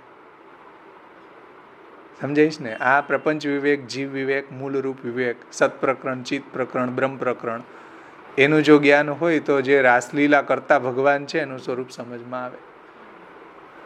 સમજાણું ને?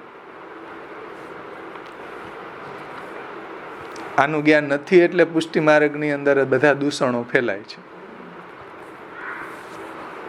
આ બ્રહ્મનું સ્વરૂપ આપણે નથી સમજતા એટલે એના કારણે બધા દૂષણો આવે છે.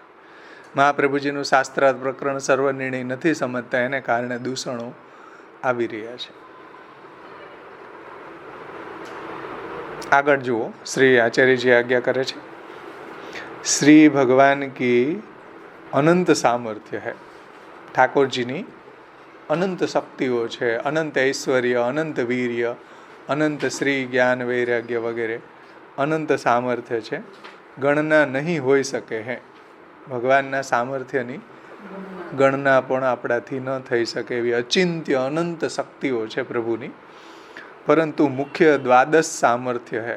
પણ મુખ્ય 12 શક્તિઓ છે. जिनको वर्णन दसम स्कंद पूर्वार्ध में એટલે ભાગવતમાં દસમ સ્કંદના 39મા અધ્યાયનો 55મો શ્લોક એમાં કરેલું વર્ણન છે. એમાં ભગવાનની 12 શક્તિઓનું વર્ણન કર્યું છે.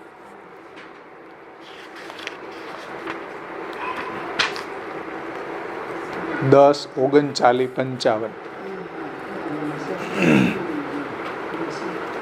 શ્રિયા પુષ્ટ્યા ગિરા કાંત્યા કીર્ત્યા તુષ્ટ્યૈલોર્જયા વિદ્યયા વિદ્યયા શક્ત્યા માયયા ચ નિષેવિતમ. શ્રી પછી પુષ્ટિ ભગવાનની શક્તિ છે. પુષ્ટિ શ્રી ગિરા, કાંતિ, કીર્તિ, તુષ્ટિ, ઈલા, ઊર્જા, વિદ્યા, અવિદ્યા, માયા ને આહલાદિની શક્તિ.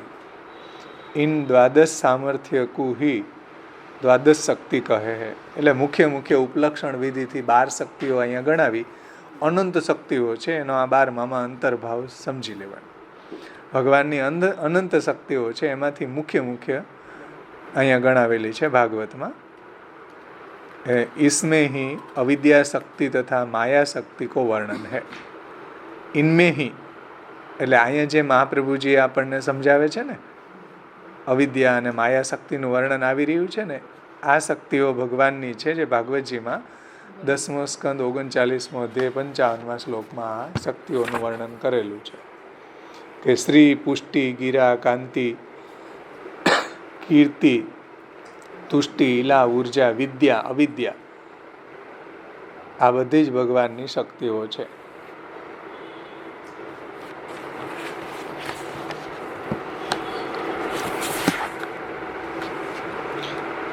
इनमें ही अविद्या शक्ति तथा माया शक्ति को वर्णन है.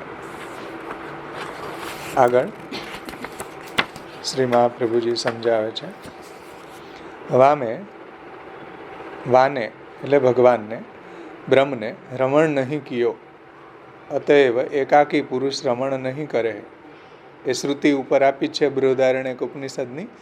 સવે નૈવ રેમે, તેને એકલા રમણ કરતા ન ફાવ્યું એમ. સવે નૈવ રેમે તસ્માદ એકાકી ન રમતે, એટલે ભગવાન છે એકલા રમણ કરતા નથી. સ્વદ્વિતીય ઈચ્છત, પોતે બીજા પદાર્થની ઈચ્છા કરી. સ્વદ્વિતીય ઈચ્છત સહેતાવાનસ, તે આ જગતરૂપ થયા. આ બધી શ્રુતિઓ અહીંયા આપી જુઓ. સવે નૈવ રેમે તસ્માદ એકાકી ન રમતે સદ્વિતીય ઈચ્છત સહેતાવાનસ. જો વાને રમણ નહીં કિયો, अतएव एकाकी पुरुष रमण नहीं करे हैं. वाने दूसरे की इच्छा की नहीं, वो या प्रकार शुभयो. એટલે આ બધા રૂપે રૂપ નામ વિભેદેન જગત ક્રીડતી યોયત, એ બધા રૂપે થયા. इत्यादि या श्रुति में रमण के अर्थ ही भगवान ने प्रपंच में आविर्भूत होइवे की बात कही है. એટલે ભગવાને લીલા માટે, રમણ માટે આ જગતને પ્રગટ કર્યું છે. ક્રીડાર્થમ આત્મનમ ઇદમ, ભાગવત પણ એ રીતના જ વર્ણન કરે છે કે જગત ભગવાને પોતાની ક્રીડા માટે પ્રગટ કર્યું છે. જો રમણ કે अर्थ ही भगवान ने प्रपंच को आविर्भूत होइवे की बात की है. એટલે રમણ માટે ભગવાને આ પ્રપંચને પ્રગટ કર્યું છે. और वैचित्र्य तथा वैविध्य के अभाव में रमण हो नहीं सकता. રમણ કરવા માટે કંઈક વિચિત્રતા, કંઈક વૈવિધ્યતા જોઈએ ને તો રમણ થાય. એક જ વસ્તુ હોય તો રમણ ન થાય. એમ વિચિત્રતા અને વૈવિધ્યતા હોય તો રમણ થાય ને. જગતની અંદર જુઓ, જળ પદાર્થો કેટલા બધા છે, જીવમાં પણ કેટલા પ્રકારો છે ને. જીવની અંદર પણ બધા પ્રકારોની અંદર પાછા એના અવાંતર પ્રકારો, હજારો, કરોડો, લાખો પ્રકારો. માછલીના પ્રકારો કે એક જુઓ ને તમે તો હજારો પ્રકારની એ માછલીઓ જોવા મળે છે ને. પશુ પક્ષીઓના કેટલા બધા પ્રકારો, એ બધી ઔરજ, અંડજ, ઉદ્ભીજ, એ બધી સૃષ્ટિ છે ને 4 પ્રકારની. ઔરજ, અંડજ, ઉદ્ભીજ અને સ્વેદજ. હા, તો એ બધી સૃષ્ટિઓ જે પ્રગટ કરી એમાં કેટલી બધી વિચિત્રતા, કેટલી બધી વૈવિધ્યતા. આ બધું શા માટે પ્રગટ થયું? ભગવાનની લીલા માટે. ભગવાનને રમણ કરવું છે તો આટલું બધું પ્રગટ કર્યું ભગવાને. વિચિત્રતા અને વૈવિધ્યતા હોય તો ભગવાનને રમણમાં આનંદ આવે ને. તો श्रुति में कहो है कि रमण के अर्थ ही भगवान ने प्रपंच में आविर्भूत होए की बात की है और वैचित्र्य और वैविध्य के बिना, समझे ने, विचित्रता અને વિવિધતા આ બંને હોય તો રમણ સારી રીતે સિદ્ધ થાય. એ બધું ભગવાનના સામર્થ્યથી થયું છે. विचित्र वैचित्र तथा वैविध्य के अभाव में रमण हो नहीं सके हैं. अतः रमणार्थ लीलार्थ वैचित्र्य की आवश्यकता है. લીલા કરવા માટે આ બધી વિચિત્રતા વૈવિધ્યતાની આવશ્યકતા છે. સમજમાં આવે ને? આપણને એક વસ્તુનું તમે રોજ ને રોજ એક શાક આપો, એમાં રમણ નહીં થાય. રોજ બદલાવવું પડે શાક. કેમ? એકાકી ન રમતે તો એકને એકમાં રમણ ન થાય. એમ રોજ નવું નવું શાક હોય, રોજ નવો નવા સંભારો હોય તો રમણ થાય ભાઈ.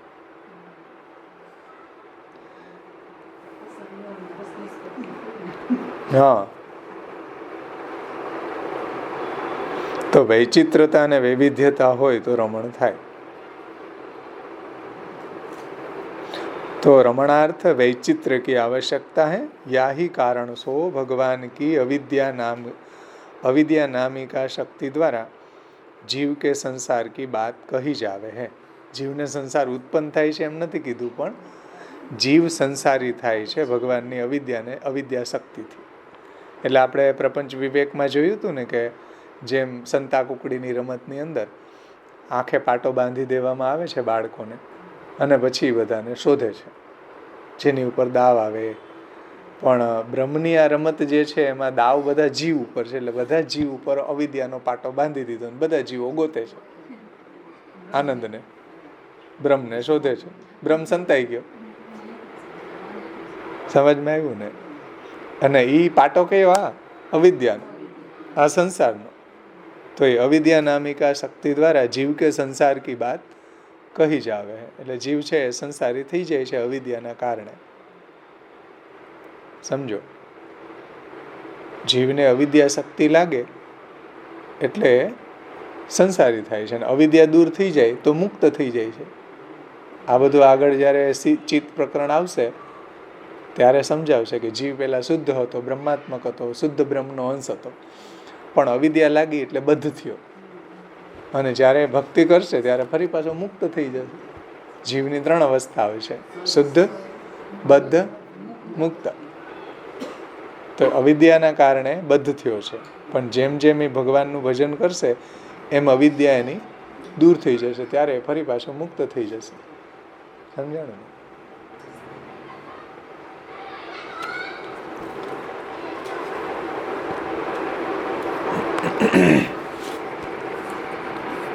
જુઓ, જીવ કો અહંતા મમતાત્મક હો. અહંતા મમતા સંસાર નથી હો. અહંતા મમતાત્મક.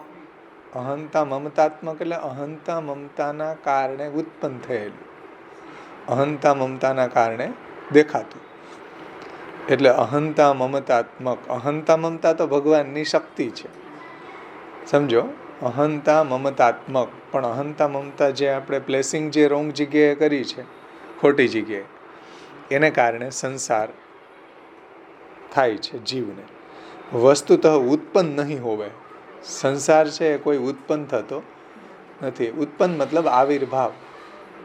જેમ આ ટેબલનો આવિર્ભાવ થયો ને લાકડામાંથી, સમજો, જેમાં કપાસમાંથી આ પટનો આવિર્ભાવ થયો, માટીમાંથી ઘડાનો આવિર્ભાવ થયો, એવી રીતના સંસારનો આવિર્ભાવ નથી થતો. કારણ કે સંસાર કોઈ એવો પદાર્થ નથી.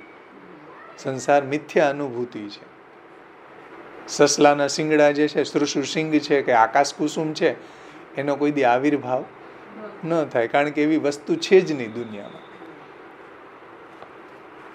તો એ સંસાર વસ્તુતઃ ઉત્પન્ન નહીં હોવે હે. સંસારનો કોઈ આવિર્ભાવ થતો નથી, ક્યોંકि वो तो કાલ્પનિક છે. કાલ્પનિક એટલે કલ્પના માત્ર છે, માની લીધેલું છે, હકીકતમાં છે નહીં, માની લીધેલી વસ્તુ છે. સમજમાં આવે ને? માની લીધેલું. ઘણા એને માથું દુખતું હોય તો ઘણા લોકો એને કહેતા આ માની લીધેલું છે, કાંઈ છે નહીં, તને એવો ખાલી એક વેમ ઘરી ગયો. તો એ કાલ્પનિક છે, કલ્પના માત્ર છે, હકીકતમાં કંઈ છે નહીં. એને કારણે બિચારો માણસ કેટલો દુઃખી થાય, આ કલ્પનાના કારણે, આ સંસારના કારણે. અને જેને નથી એ કેટલો સુખી છે, આનંદથી જીવે છે. તો કાલ્પનિક છે. તથા વાકી ગણના અસદરૂપ. જુઓ, સંસારની ગણના શેમાં કરી છે મહાપ્રભુજીએ? શાસ્ત્રે અસદરૂપ, જેમ શ્રુશુસિંગ ની જેમ સદરૂપ નથી, અસદરૂપ છે, અથવા તો મિથ્યા है. संसार છે मिथ्या पदार्थन के रूप में કરી ગઈ है. જેમ શ્રુશુસિંગ છે, આકાશ કુસુમ જેમ મિથ્યા છે, એવી રીતના સંસાર પણ મિથ્યા છે. સંસાર જેવો કોઈ પદાર્થ દુનિયામાં છે જ નહીં, માની લીધેલી વસ્તુ છે. એને કારણે જીવ છે દુઃખી થાય બિચારો, છે ને? કેટલો દુઃખી થાય.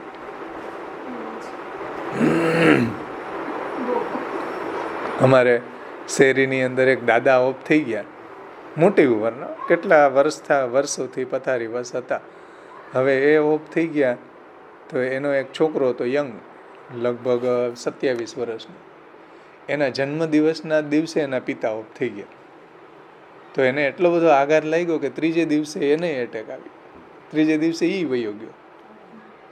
આ સંસાર કે એના પિતાનો આઘાત એને એના જન્મદિવસના દિવસે મરવાના કારણે એટલો લાગ્યો કે 3 થી 4 દિવસમાં એ ઉકલી ગયો.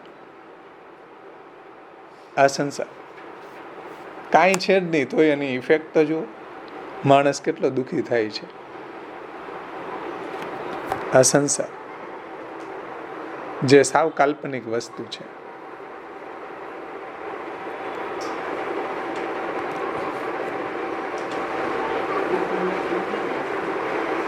जो असद रूप मिथ्या पदार्थन के रूप में करी गई है. तात्पर्य यह है कि अज्ञान, भ्रम तथा असत, अज्ञान પછી ભ્રમ. આપણને છીપમાં ચાંદીનો ભ્રમ થાય ને, ત્યાં કઈ ચાંદી થોડું છે, એ ભ્રમ. તથા असत, જેમ श्रुशुसिंग છે, आकाश कुसुम છે, असत आदि शब्दन को शास्त्र में प्रयोग अहंता ममतात्मक जीव के संसार के अर्थ होवे है. संसार केवो છે ભાઈ? તો કે અસત છે, બ્રહ્મ છે, અજ્ઞાન છે. આ બધા એને આપણે વિશેષણો કહી શકીએ સંસારના. સમજમાં આવ્યું ને? અજ્ઞાન છે, બ્રહ્મ છે, અસત છે, મિથ્યા છે, असदरूप છે. प्रपंच के अर्थ नहीं, क्योंकि प्रपंच तो ब्रह्मात्मक है. એટલે પ્રપંચ કોઈ બ્રહ્મ નથી હો, પ્રપંચ કોઈ મિથ્યા નથી. પ્રપંચ તો સત્ય છે, બ્રહ્માત્મક છે. સમજાણું ને? પ્રપંચ કોઈ માયાવાદીઓ એને મિથ્યા માને છે, એ મિથ્યા નથી. પ્રપંચ તો ભગવાનનું કાર્ય છે. પ્રપંચો ભગવત કાર્ય તદ્રૂપો. સમજો, પ્રપંચ ભગવાન, વિષયો ભગવાન, વિષયતા માયાજન્ય. મહાપ્રભુજી કહે છે સુબોધનિધિમાં, વિષયો ભગવાન. વિષય તો બધા બ્રહ્મનું જ લીધેલા રૂપો છે, પણ વિષયતા માયાજન્ય. જે આ સંસાર છે ને, એ માયાના કારણે એવું થાય છે. અનુભૂતિ હકીકતમાં છે નહીં, પણ અનુભૂતિ થાય મરીચિકાની જેમ. શું?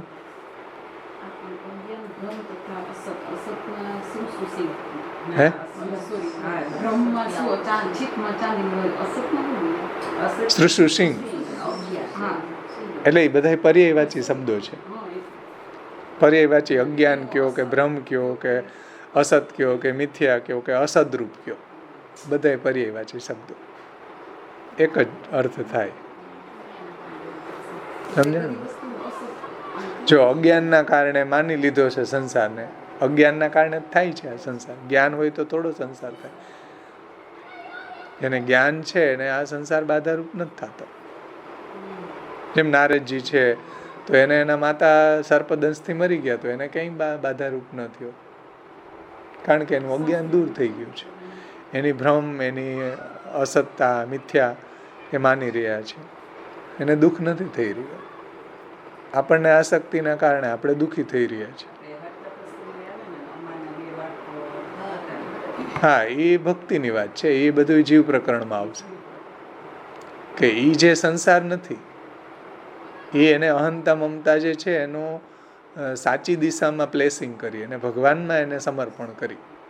અને ભગવાનમાં સમર્પણ કરવાને કારણે જે ભગવાનના ભક્તો છે કે ભગવાનના સંબંધી જે પદાર્થો છે એમાં જે અહંતા મમતા આવી, એ આપણને બાધારૂપ નહીં થાય. કે આ ઘર છે, એ ઘરમાં ઠાકોરજી બિરાજે છે એટલે મને ઘરમાં આસક્તિ છે. તો એ જે આપણી આસક્તિ છે એ કોઈ મિથ્યા નથી, એ કોઈ સંસાર નથી, એ ભક્ત્યાત્મક છે, એ બાધારૂપ નથી. સમજાઈશ ને? છોકરા મરી જવાથી રડવું આવે તો એ સંસાર છે, પણ અમાની જેમ જો રડવું આવતું હોય કે ભાઈ મારા ઠાકોરજીને કે રમવા માટેના ખીલોના હતા બાળકો, એ ચાલ્યા ગયા, તો હવે મારા ઠાકોરજી રમશે કોની સાથે? તો એ સંસાર નથી, એ ભક્તિ છે. એ રડવું ભક્ત્યાત્મક છે. એટલે મહાપ્રભુજી કહે છે કે ભાઈ બધું ભગવાનને સમર્પણ કરવું જોઈએ, ભગવાનનું છે. સમજાઈશ ને?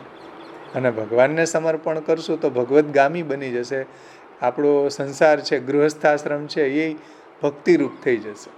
પણ ભગવાનનું ભજન કરતા હશું તો પછી આપણને પત્નીમાં આસક્તિ હોય તો એ પત્ની પછી મરી જાય ને પછી રડવું આવે, તો એ રડવું એટલે નહીં આવે કે આ પત્ની છે મને બહુ ઉપયોગી હતી, કે મારા ભેગી ફરવા આવતી હતી, એટલે નહીં આવે. પણ મારા ઠાકોરજીની સેવામાં એ સહયોગીની હતી. હવે મારા ઠાકોરજીને વિશેષ સામગ્રી નહીં થાય, હવે મારા ઠાકોરજીને વિશેષ કોઈ પ્રકાર નહીં થાય, તો એનું રડવું આવે તો એ ભક્ત્યાત્મક રડવું છે. સમજે ને? એ સાંસારિક રડવું નથી. પછી જ્યારે એ જ અહંતા મમતા જો સંસારમાં જોડી તો એ સાંસારિક રડવું છે, જેને મિથ્યા રડવું કહેવામાં આવે છે. સમજાઈશ ને? પણ એ જ અહંતા મમતા જો ઠાકોરજીની સેવામાં જોડી કે ઠાકોરજીની સેવાના ઉપયોગમાં આવતા પદાર્થોમાં જોડી, તો એ પદાર્થમાં જે આપણી આસક્તિ છે, ઘરમાં કે ઘરના પરિવારમાં પુત્ર, ધન વગેરેમાં, દેહ, ઇન્દ્રિય, પ્રાણ, અંતઃકરણ, દારાગાર, પુત્ર, આપ્ત, આમાં જે આસક્તિ જે ભક્તિના કારણે આવી રહી છે, તો એ બધી સંસાર નહીં બનીને ભક્તિ બની જશે. સમજમાં આવી ને વાત?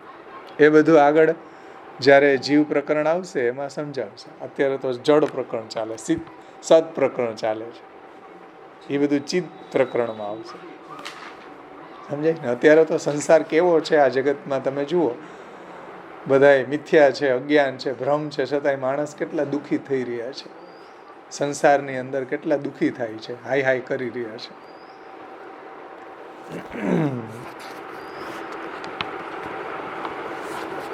પણ એ જ અહંતા મમતા જો ભગવાનને સમર્પણ કરવામાં આવે તો એનો સંસ્કાર થઈ જાય છે, તો એ સુસંસ્કૃત અહંતા મમતા બની જાય છે.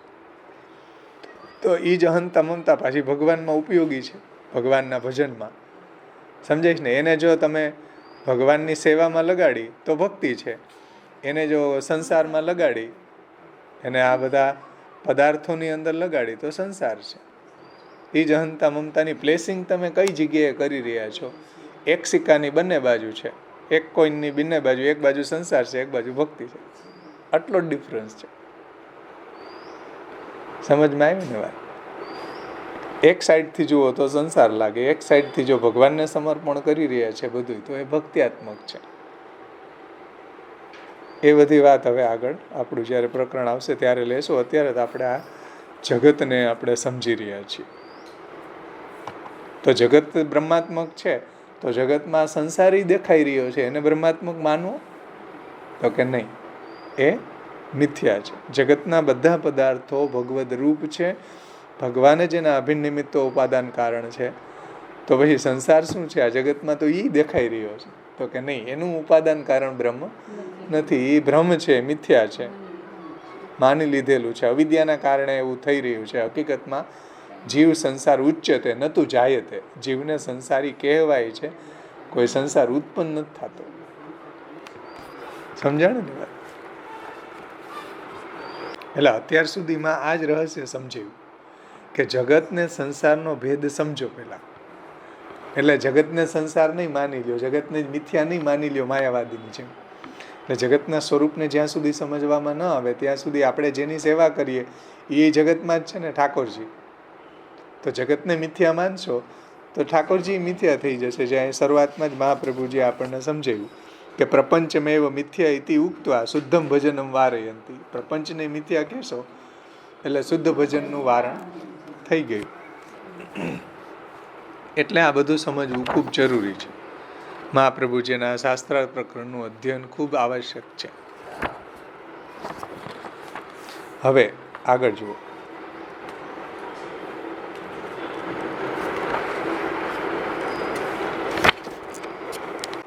એટલે આનો કોઈ એવો ખોટો અર્થ નહીં કરતા કે હવે પતિ એ મિથ્યા છે ને પત્ની એ મિથ્યા છે ને બાયડી છોકરા મિથ્યા છે. એ બધાય સત્ય છે, બ્રહ્મરૂપ છે. પતિ એ બ્રહ્મરૂપ છે, છોકરાઓ એ બ્રહ્મરૂપ છે. પણ એમાં જે આપણી આસક્તિ જે છે એને કારણે આપણને સુખ અને દુઃખાનુભૂતિ થઈ રહી છે એ મિથ્યા થઈ રહી છે. બાકી બધું છે બ્રહ્માત્મક જ. સમજમાં આવે ને? વિષયો ભગવાન, વિષયની અંદર કોઈ છેડખાની માયા કરતી નથી. વિષયો ભગવાન, વિષયતા માયાજન્ય. એ માયાજન્ય વિષયતા છે ને એને કારણે આપણે સુખ અને દુઃખ થાય છે. પણ એ જ પત્ની પુત્ર ઘર જો ભગવાનની સેવામાં ઉપયોગી છે એવા ભાવથી જ્યારે આપણી એમાં મમતા છે તો એ સંસાર નથી, એ ભક્તિ છે. હા, પુત્રે કૃષ્ણ પ્રિય રતિ. મહાપ્રભુજી પણ કહે છે નિરોધ લક્ષણમાં કે પુત્રે કૃષ્ણ પ્રિય રતિ. પુત્ર છે કૃષ્ણની સેવામાં ઉપયોગી છે એટલા માટે એમાં જો રતિ હોય તો એ રતિ છે એ ભક્ત્યાત્મક છે, એ સંસાર નથી. એટલે જગતના પદાર્થને મિથ્યા નહીં માનો. જગતના પદાર્થ છે એ તો બ્રહ્માત્મક જ છે, પરંતુ સંસાર છે ને એ મિથ્યા વસ્તુ છે.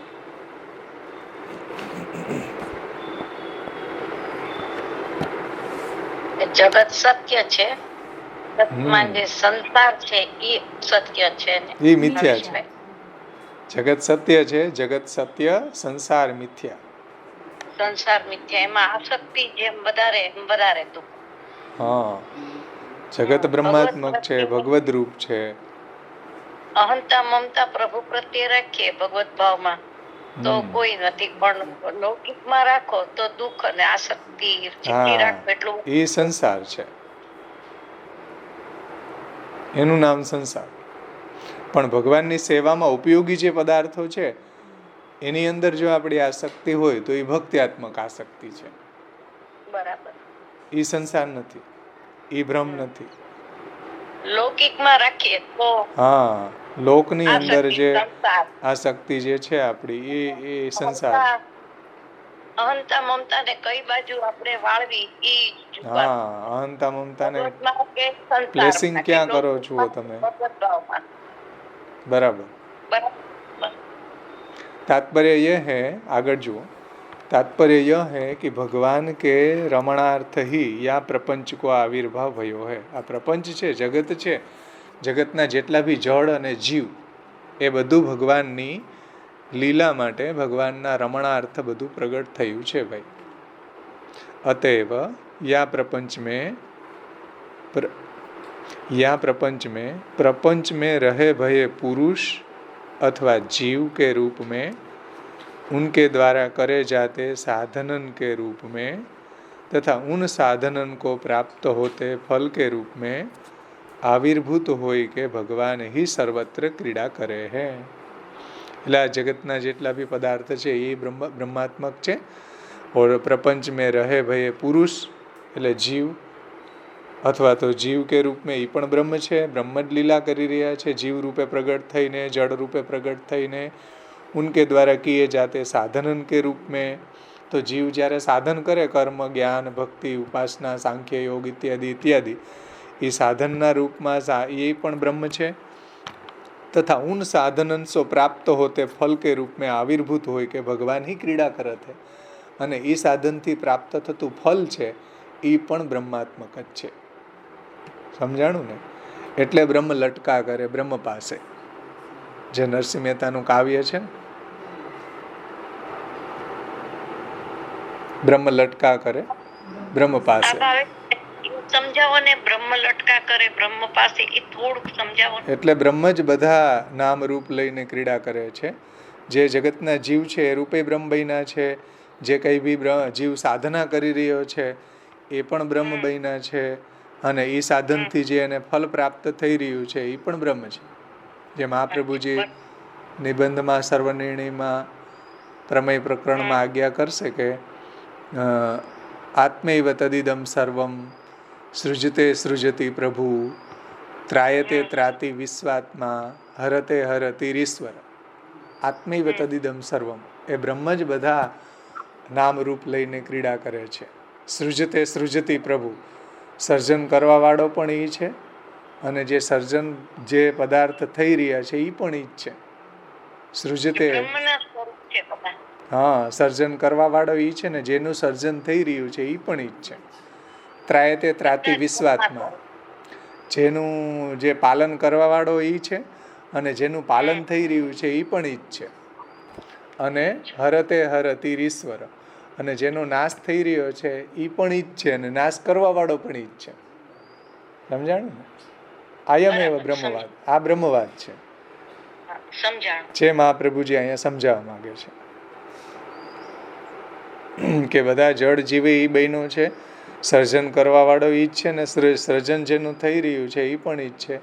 પાલન કરવા વાળો છે ને પાલન થવા વાળો ઈ જ છે. નાશ કરવા વાળો છે ને નાશ જેનો થઈ રહ્યો છે એ પણ ઈ જ છે. એ જ તો બ્રહ્મવાદ છે.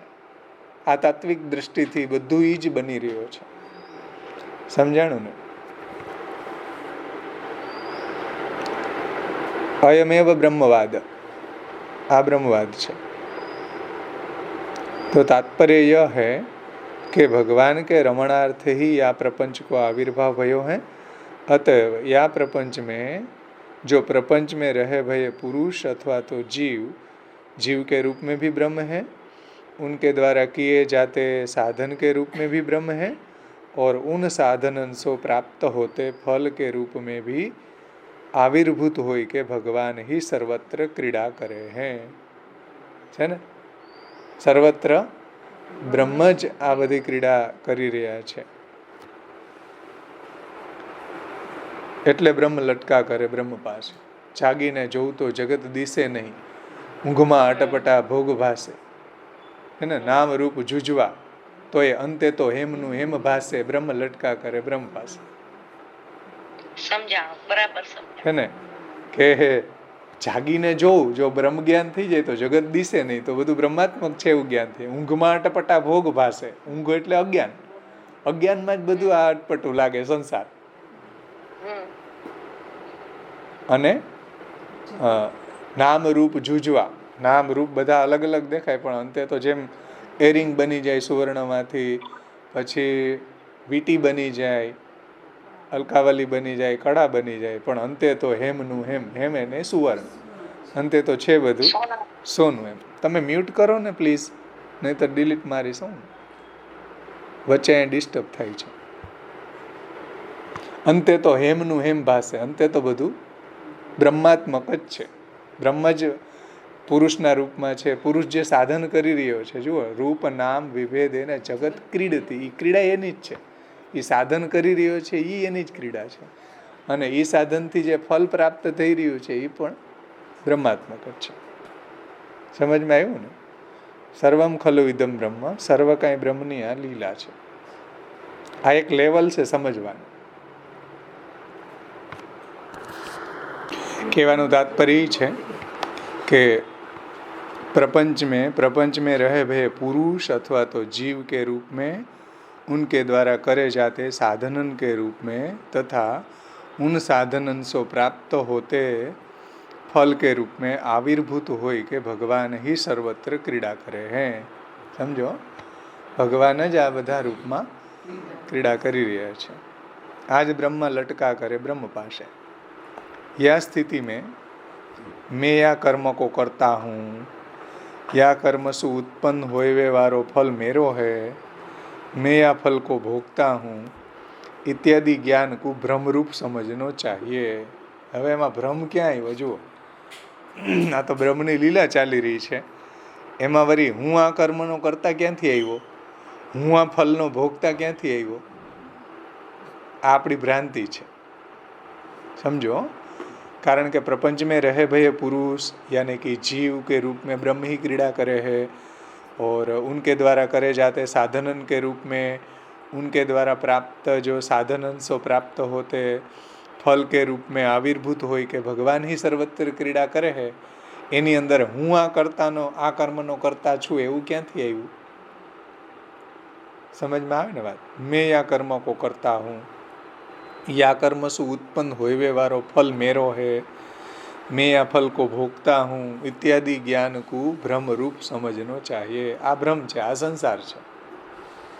क्योंकि या ज्ञान में स्वयं की क्रिया को तथा वासु उत्पन्न होते फल को अब्रह्म रूप समझो गयो है.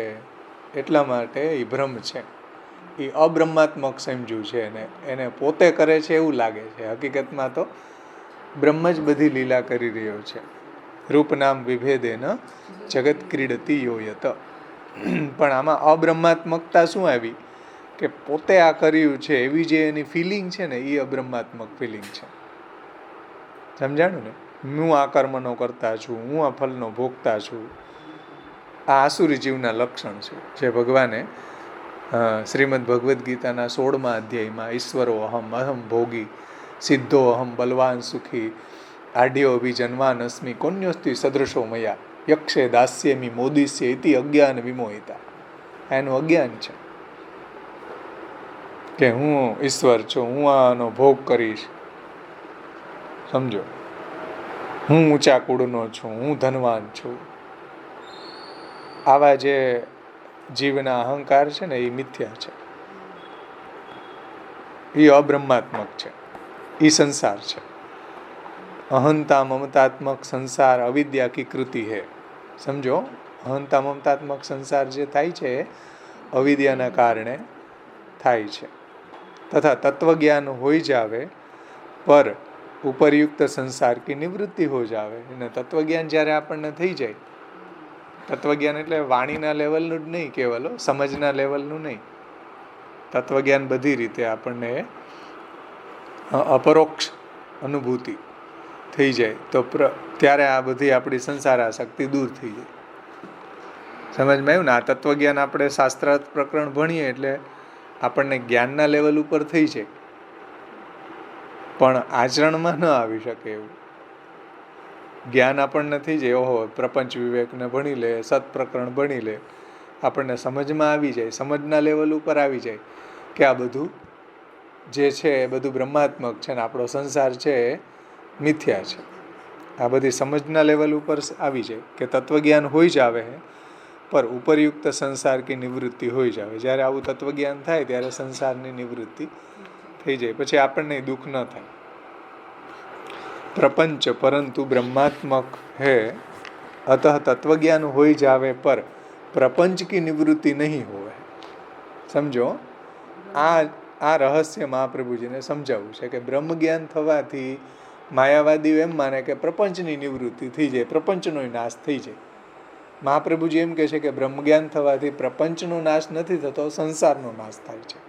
એટલે સંસાર અને પ્રપંચને તમે હોચપોચ નહીં કરો, ખીચડી નહીં કરો, એ બે અલગ વસ્તુ છે. બ્રહ્મ જ્ઞાન થાય એટલે સંસાર નિવૃત્ત થાય છે, પ્રપંચ નિવૃત્ત થતો નથી. પ્રપંચ તો ભગવદાત્મક છે, બ્રહ્માત્મક છે, બ્રહ્મરૂપ છે. समझाने में बात. परंतु ब्रह्मात्मक है प्रपंच, तत्वज्ञान हो जावे पर भी प्रपंच की निवृत्ति नहीं होवे है. या प्रकार संसार तथा प्रपंच के बीच भेद समझनो. એટલે આપણે પ્રમેય રત્નમાં પ્રપંચ વિવેકમાં છેલ્લે પ્રપંચ અને સંસારનો ભેદ સમજાતા એ મહાપ્રભુજી અહીંયા સમજાવવા માગે છે કે પ્રપંચ અલગ છે, સંસાર અલગ છે. પ્રપંચ બ્રહ્માત્મક છે, પ્રપંચનું અભિનિમિત્તો ઉપાદાન કારણ બ્રહ્મ છે. સંસાર મિથ્યા છે શ્રુષુ શૃંગવત, અને એનું કારણ અવિદ્યા છે. આ રહસ્ય મહાપ્રભુજી આપણને અહીંયા સમજાવ્યું. પ્રપંચ અને જગત, એટલે પ્રપંચ, આ જે જગત છે એ પ્રપંચ છે, અને સંસાર છે અલગ છે. બ્રહ્મનું જ્ઞાન જ્યારે આપણને થઈ જાય, આત્મૈવ તદિદમ સર્વમ સૃજતે સૃજતી પ્રભુ ત્રાયતે ત્રાતિ વિશ્વાત્મા હરતે હરતી ઈશ્વર, ત્યારે સંસાર આપણો દૂર થાય. પણ જગત દૂર નથી થતું. જગત તો ભગવદાત્મક છે, જગત બ્રહ્માત્મક છે. શંકરાચાર્ય એમ કહે છે કે, માયાવાદીઓ એમ કહે છે કે બ્રહ્મનું જ્ઞાન થઈ જાય એટલે પ્રપંચનો નાશ થઈ જાય. એ પ્રપંચનો થોડો નાશ થાય. પ્રપંચનો નાશ થતો નથી, સંસારનો નાશ થાય છે. એટલે ઘણી જગ્યાએ ભાગવતજીમાં અને એવું કહ્યું છે કે આ પ્રપંચ છે મિથ્યા છે, અને હેય છે, ત્યાજ્ય છે, અવિદ્યાજન્ય છે. આવું બધું ભાગવતમાં એકાદશ સ્કંદમાં વર્ણન આવે તો એ પણ સંસારના એંગલથી જ કહેલું છે કે આજે આપણી માયાએ જે આપણા બુદ્ધિમાં જે સત્ય જગતના જેવું જ એક માયિક જગત પેદા કર્યું છે, એના કારણે જીવને સુખ અને દુઃખ થઈ રહ્યું છે, એ મિથ્યા છે. જગતના વિશે આવું કહ્યું નથી. એટલે મહાપ્રભુજી કહે છે કે ભાઈ પુરાણો વગેરેની અંદર જગતમ મિથ્યાત્વોક્ત્યા વૈરાગ્યાર્થમ ઉદીર્યતે, જગતને મિથ્યા કહ્યું છે. એ જીવને વૈરાગ્ય થાય એટલે જગતને મિથ્યા કહ્યું છે. હકીકતમાં જગત મિથ્યા નથી, બ્રહ્માત્મક છે. અને જ્યાં જ્યાં મિથ્યાત્વ કહ્યું છે એ સંસારને મિથ્યા કહ્યો છે, જગતને મિથ્યા કહેલું નથી. આપણી બુદ્ધિમાં જે સત્ય જગતના જેવું જ એક માયા બીજું જગતને ઉત્પન્ન કરે છે અને સત્ય જગત ઉપર એનું પ્રક્ષેપણ કરે છે, એટલે આપણને આ સત્ય જગતમાં સારું ખરાબ, ઉત્પત્તિ નાશ, સુખ દુઃખ આવી અનુભૂતિ થાય છે એ માયાને કારણે. હકીકતમાં જગતના પદાર્થની અંદર એવું કંઈ છે નહીં. સમજમાં આવ્યું ને વાત? જે આપણે પ્રમેય રત્નમાં આ બધું ભૂમિકામાં સમજી ગયા. હવે અહીંયા સુધીમાં કોઈને કંઈ ન સમજાણું હોય તો પ્રશ્ન કરી શકો.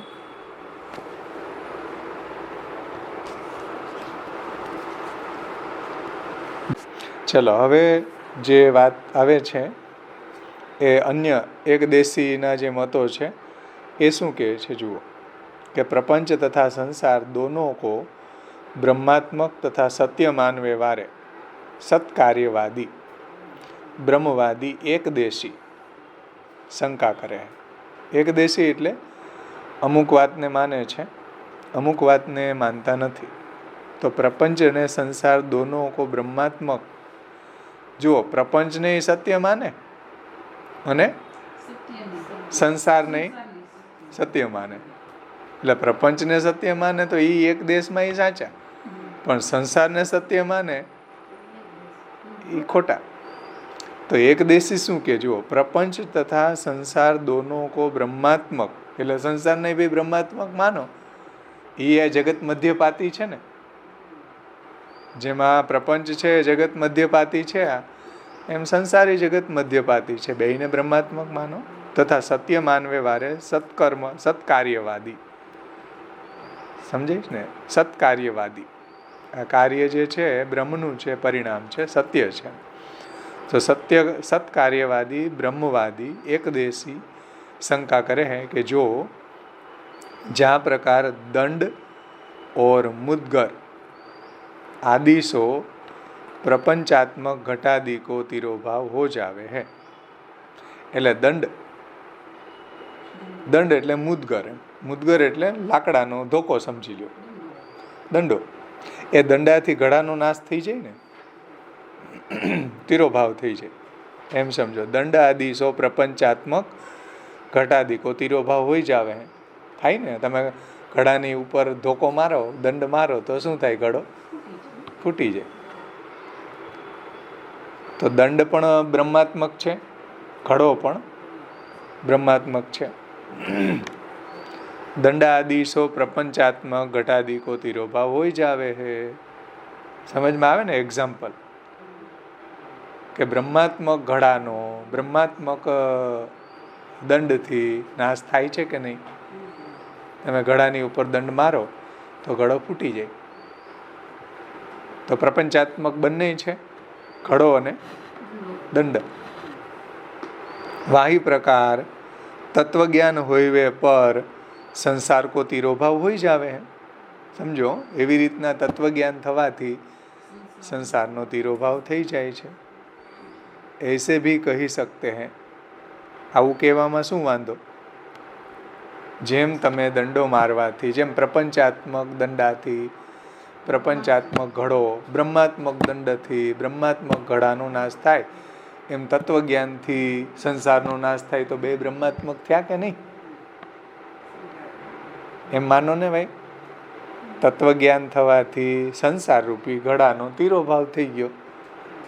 જેમાં દંડરૂપી દંડથી ઘડાનો નાશ થયો, એમ તત્વજ્ઞાનથી સંસારનો નાશ થયો. જેમ ઘડો અને દંડ બે બ્રહ્માત્મક છે, એમ તત્વજ્ઞાન અને સંસાર એ બ્રહ્માત્મક છે. તો તમે સંસારને મિથ્યા કેમ માનો છો? બ્રહ્માત્મક કેમ માનતા નથી? આવો એક દેશીનું મત છે. ऐसे भी કહી सकते है. अतः સિદ્ધાંતિક એ નહીં કહેનો ચાહીએ. એ આપણને એમ કહે છે કે તમે આમ કહો છો ને કે સંસાર અવિદ્યાસુ ઉત્પન્ન હોવે હે, જાસુ અસત હે, વસ્તુતઃ પ્રપંચ મધ્યપાતી હોઈવેસુ સંસાર ભી બ્રહ્માત્મક હી હે. આ એક દેશી આપણને આક્ષેપ એટલે શંકા ઉઠાવે છે કે ભાઈ તમે સંસારને મિથ્યા માનો ને જગતને સત્ય માનો, જગત બ્રહ્માત્મક માનો ને સંસારને મિથ્યા માનો. તો આપણી સામે આવી આર્ગ્યુમેન્ટ કરે છે કે જેમ બ્રહ્માત્મક દંડાથી બ્રહ્માત્મક ઘડાનો નાશ થયો કે નહીં, તો બે બ્રહ્માત્મક થયા કે નહીં? એવી રીતના તત્વજ્ઞાનથી સંસારનો નાશ થયો, તો બેયને તમે જગત મધ્યપાતી હોવાથી બેયને બ્રહ્માત્મક માનો ને, એકને મિથ્યા માનો ને એકને સત્ય માનો. આવું ક્યાંનો ન્યાય? આવો એક દેશની આર્ગ્યુમેન્ટ છે. જો પ્રપંચ મધ્યપાતી હોય વેસું, પ્રપંચ મધ્યપાતી હોય વેસું સંસાર ભી બ્રહ્માત્મક है. સમજમાં આવ્યું શંકા? એની એ લોકોનો આક્ષેપ સમજમાં આવ્યો કે સિદ્ધાંતિકુ એ નહીં કહેનો ચાહીએ કે સંસાર અવિદ્યાસુ ઉત્પન્ન હોય. સંસારી બ્રહ્માત્મક છે એમ માનવું જોઈએ. જાસુ વો અસત હે, અવિદ્યાથી ઉત્પન્ન થયેલો હોવાને કારણે અસત છે એવું કેમ માનો છો? વસ્તુતઃ પ્રપંચ મધ્યપાતી છે. પ્રપંચ મધ્યપાતી એટલે પ્રપંચની વચ્ચે રહેલું. પ્રપંચ એટલે જગત, જગતની અંદર રહેલો છે. તો જગતની અંદર આ ટેબલ રહ્યું છે, જગતની અંદર સંસારી રહ્યો છે. જગતની અંદર તો બધા પદાર્થો બ્રાહ્મિક પદાર્થો રહ્યા છે અને સંસારી રહ્યો છે. તો એમાં તમે બેયને બ્રહ્માત્મક માનો, એક બ્રહ્માત્મક છે ને એક મિથ્યા છે, અવિદ્યાજન્ય છે, આવું કેમ માનો? આવો એનો આર્ગ્યુમેન્ટ છે આપણી સામે. સમજાણી આર્ગ્યુમેન્ટ એક દેશીની?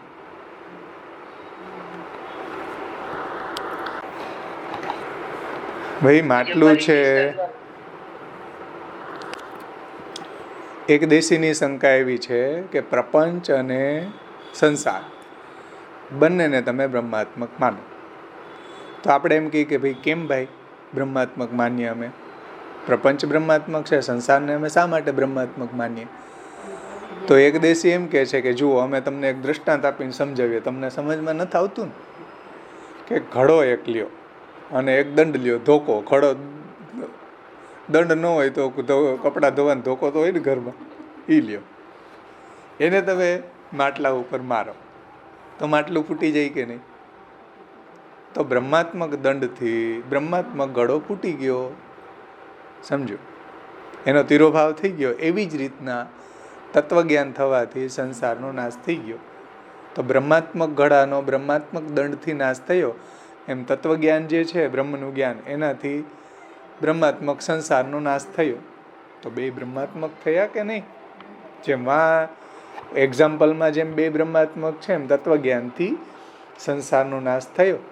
તો એ બ્રહ્માત્મક જ છે ને. તત્વજ્ઞાન એ બ્રહ્મનું જ્ઞાન છે, એનાથી સંસારનો નાશ થઈ ગયો. તો બે જ બ્રહ્માત્મક છે. અને આ પ્રાપંચિક જે જગત છે, જગતની અંદર રહેલા ઘડો અને દંડ પ્રપંચ મધ્યપાતી હોવાના કારણે પ્રપંચની અંદર જગતમાં બે રહેલા છે, ઘડો અને દંડ. તો એ બે બ્રહ્માત્મક છે. એવી રીતના પ્રપંચ મધ્યપાતી જે તત્વજ્ઞાન છે અને સંસાર છે, બે રહેલા હોવાથી સંસાર પણ બ્રહ્માત્મક છે. આવું તમે માનો. એને તમે શા માટે અવિદ્યાનું કાર્ય માનો છો? આ પૂર્વ પક્ષીની આર્ગ્યુમેન્ટ છે પહેલી. હવે પૂર્વ પક્ષીની બીજી આર્ગ્યુમેન્ટ આવે છે कि सिद्धांती ये भी नहीं कह सकते हैं कि या प्रकार संसार को हूँ प्रपंच की भांति ब्रह्मात्मक सत्य तथा नित्य मान लेवे सो मुक्ति की प्राप्ति की संभावना ही समाप्त हो जाएगी. હવે જો પોતે એમ આર્ગ્યુમેન્ટ કરે છે કે તમે લોકો આવી પણ જવાબ ન આપી શકો. આપણને એમ કહે છે પૂર્વ પક્ષી કે તમે આવો જવાબ ન આપી શકો. કેવો? કે સિદ્ધાંતી એટલે બ્રહ્મવાદી આપણે સિદ્ધાંતી ये भी नहीं कह सकते हैं શું કે ભાઈ સંસાર છે એ બ્રહ્માત્મક હોય તો મુક્તિની સંભાવના જ નહીં રહે. સમજો, સંસાર છે એ બ્રહ્માત્મક હોય તો મુક્ત કેવી રીતના થાય માણસ? સંસાર બ્રહ્માત્મક હોય ને સંસાર લાગેલો જ રહે તો મુક્ત જીવ કેમ થાય? થાય મુક્ત. સંસાર હોય તો મુક્તિ ન હોય, મુક્તિ હોય તો સંસાર ન હોય. આ બે તો ઓપોઝિટ વસ્તુ છે ને. એટલે પૂર્વ પક્ષી આપણને એમ કહે છે કે સિદ્ધાંતી એ ભી નહીં કહી શકતે કે યા સંસાર કો હું પ્રપંચ કી ભાંતિ બ્રહ્માત્મક એટલે કે સત્ય અને નિત્ય માન લેવે છો મુક્તિ કી પ્રાપ્તિ કી સંભાવના ही સમાપ્ત હોઈ જાયગી. તમે એવું નહીં કહી શકો. આપણને એમ કહે છે કે તમે આપણે ચાલો પૂર્વ પક્ષીએ આપણને એમ કીધું કે બંને સંસાર અને તત્વજ્ઞાન જગત મધ્યપાતી હોવાથી બ્રહ્માત્મક છે. એને આપણને એમ કીધું ને તો આપણે એને એમ કહીએ કે જો તમે સંસારને નિત્ય માનશો તો જીવ મુક્ત જ નહીં થાય. કારણ કે મુક્ત થાય તો સંસાર ન હોય ને સંસાર હોય તો જીવ મુક્ત ન થઈ શકે. મુક્ત જીવ ક્યારે થાય? જ્યારે સંસાર એનો દૂર થાય ત્યારે. આપણે એને એવું કહેશું ને, એ જ્યારે આપણને પેલી આર્ગ્યુમેન્ટ કરશે ત્યારે આપણે એને આવો જવાબ આપશું કે જો સંસાર નિત્ય હોય તો મુક્તિ જીવની કેવી રીતના થઈ શકે? જ્યાં સુધી સંસાર હોય ત્યાં સુધી જીવ મુક્ત ન થઈ શકે, ને મુક્ત થઈ ગયો હોય તો સંસારનો નાશ થવો જ પડશે. આપણે એને આવો જવાબ આપીએ તો એ પાછી શું બીજી આર્ગ્યુમેન્ટ કરે છે? સમજાઈશ ને એની? આપણો જવાબ સમજાણો કે સંસાર બ્રહ્માત્મક હોય તો મુક્તિની સંભાવના નહીં રહે. મુક્તિની સંભાવના રહેશે નહીં.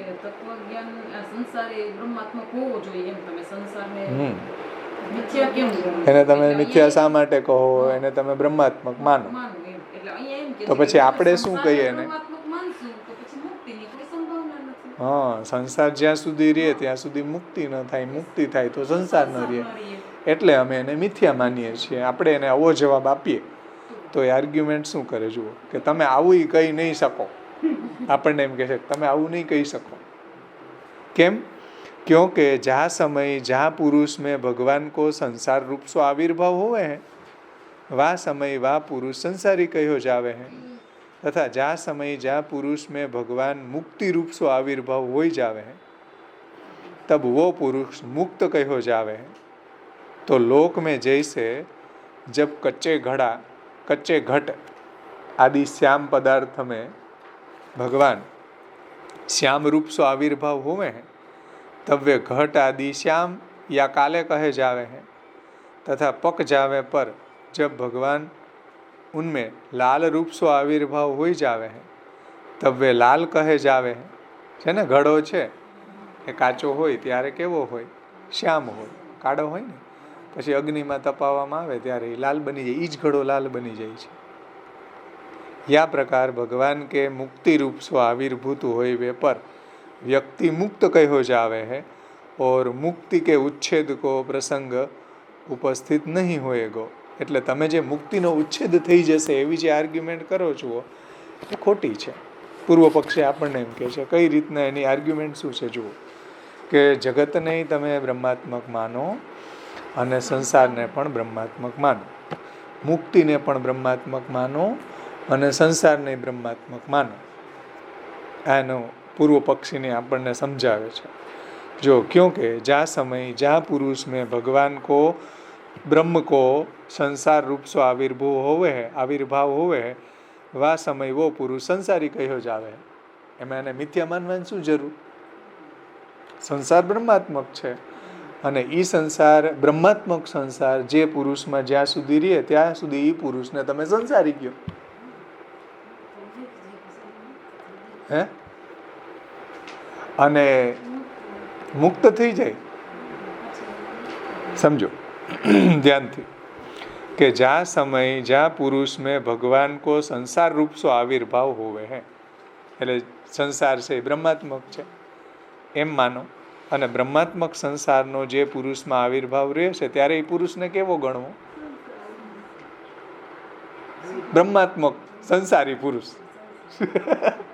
એવો માનો संसारी कहो जावे है तथा जा समय जा पुरुष में भगवान मुक्ति रूप सो आविर्भाव होवे है तब वो पुरुष मुक्त कहो जावे एमां संसार ने मिथ्या शा माटे मानो छो पाछो एने वात तो अहीं ज लई आवी छे के संसार ने तमे ब्रह्मात्मक मानो मिथ्या न मानो आपणे एने शुं कीधुं के भाई जो संसार ने तमे सत्य मानशो तो मुक्ति ने तमे डिफाइन केम करशो कारण के मुक्त थशे ज नहीं संसार जो सत्य होय जीवनी अंदर संसार सत्य होय तो जीव है मुक्त ज नहीं थाय कोई दी तो पूर्व पक्षे आपने एम कहे कि नहीं थाशे कई रीतना तो कि ज्यां सुधी जे जीवनी अंदर आ ब्रह्मात्मक संसार रहेशे त्यारे ए जीवने संसारी कहेवुं अने ज्यारे एने ब्रह्मज्ञान थई जशे अने ए ज्या पुरुष में भगवान मुक्ति रूप थी आविर्भाव थशे त्यारे एने मुक्त कहेवो जे पुरुषनी अंदर संसार रूप थी भगवान आविर्भाव रहेशे त्यारे एने संसारी कहेवो अने जे पुरुषनी अंदर भगवान छे मुक्ति रूप थी आविर्भाव थई जशे त्यारे एने मुक्त कहेवो ए पुरुषने आमां तमारे संसारने मिथ्या मानवानी शुं वात आवी समजमां आवे छे ने वात तब पुरुष मुक्त कहो जावे हजी एने समजाववा माटे बीजुं दृष्टांत आपे के जुओ एक ज घड़ो पेला काचो होय त्यारे श्याम रंगनो होय के नहीं ई ज घड़ो पछी परिपक्व अवस्थामां आवे त्यारे लाल कलरनो थई जाय छे के नहीं तो एमां कांई काळा घड़ानो नाश थोड़ो थयो ई ज घड़ो छे ई लाल रूप थयो छे एक ज घड़ो जुओ जैसे जब कच्चे घट आदि श्याम पदार्थन में भगवान श्याम रूप थी आविर्भाव थाय छे एवी रीतना जे पुरुष छे एनी अंदर संसार छे तो एनी अंदर भगवान संसार रूपे आविर्भाव थाय छे ई पुरुषने संसारी कहेवाय तो समझ में जेम घड़ो छे ई ज घड़ाना रूपमां ब्रह्म श्याम वर्णना रूपमां एनो आविर्भाव थाय ई ज ब्रह्मनो श्याम वर्ण घड़ाना श्याम वर्णना रूपमां एनो आविर्भाव थयो जेम जीव संसारी होय त्यारे एनी अंदर संसारना रूपमां ब्रह्मनो आविर्भाव थयो ब्रह्म कारण के संसारी ब्रह्मात्मक छे जे अहीं आर्ग्युमेंट करी के भगवान को संसार रूप सो आविर्भाव थयो त्यारे ई पुरुषने संसारी कहेवाय एने समजाववा माटे घड़ानुं दृष्टांत आप्युं के श्याम पदार्थन में भगवान जो कच्चे घट आदि श्याम पदार्थ में भगवान श्याम रूप सो आविर्भाव होवे हैं तब घट आदि श्याम या काले कहो जावे त्यारे घड़ा ने काळो कहेवामां आवे जेम ओला पुरुषने जेम एनी अंदर ब्रह्मात्मक संसार छे ए रहेलो होय त्यां सुधी पुरुषने संसारी कहेवामां आवे छे एम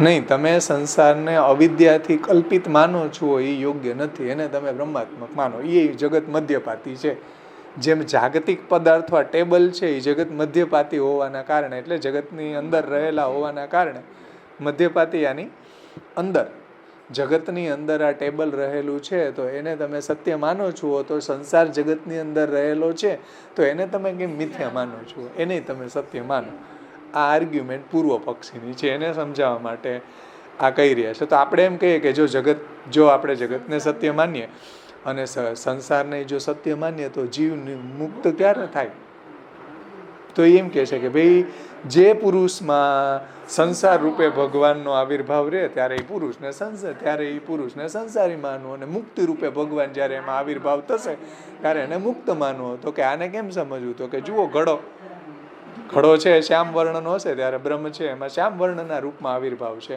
અને એ જ ઘડો લાલ રંગનો થઈ જશે પરિપક્વ ત્યારે બ્રહ્મ એમાં લાલ રંગના રૂપમાં આવિર્ભાવ થઈ જશે. એમ માનો ને, ખોટી રીતે તમે આ અવિદ્યા કલ્પિત માનો છો સંસારને, અવિદ્યાનું કાર્ય છે ને બ્રહ્મરૂપ નથી ને એ સૃષુ સિંહની જેમ મિથ્યા છે ને આવું કેમ માનો? આ બીજી આર્ગ્યુ. जब कच्चे घट आदि श्याम पदार्थन में भगवान श्याम रूप स्व आविर्भाव होवे हैं, तब वे घट आदि श्याम या काले कहो जावे हैं, और पक जाए पर भगवान उनमें लाल रूप स्व आविर्भाव हो जावे हैं, तब वे लाल कहे जावे हैं. भगवान घड़ारूप भगवान जे छे, ઘડારૂપ બ્રહ્મ છે, ઘડારૂપ પ્રપંચ તો આપણે બ્રહ્માત્મક માનીએ તો એ પહેલા શ્યામ છે, પછી એ જ બ્રહ્માત્મક થઈ જાય ત્યારે લાલ કલરનો થઈ જાય બ્રહ્માત્મક.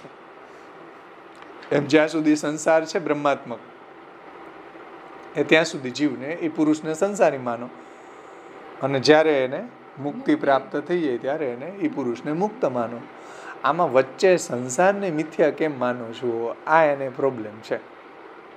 આ એક દેશીને આ પ્રોબ્લેમ ખટકે છે.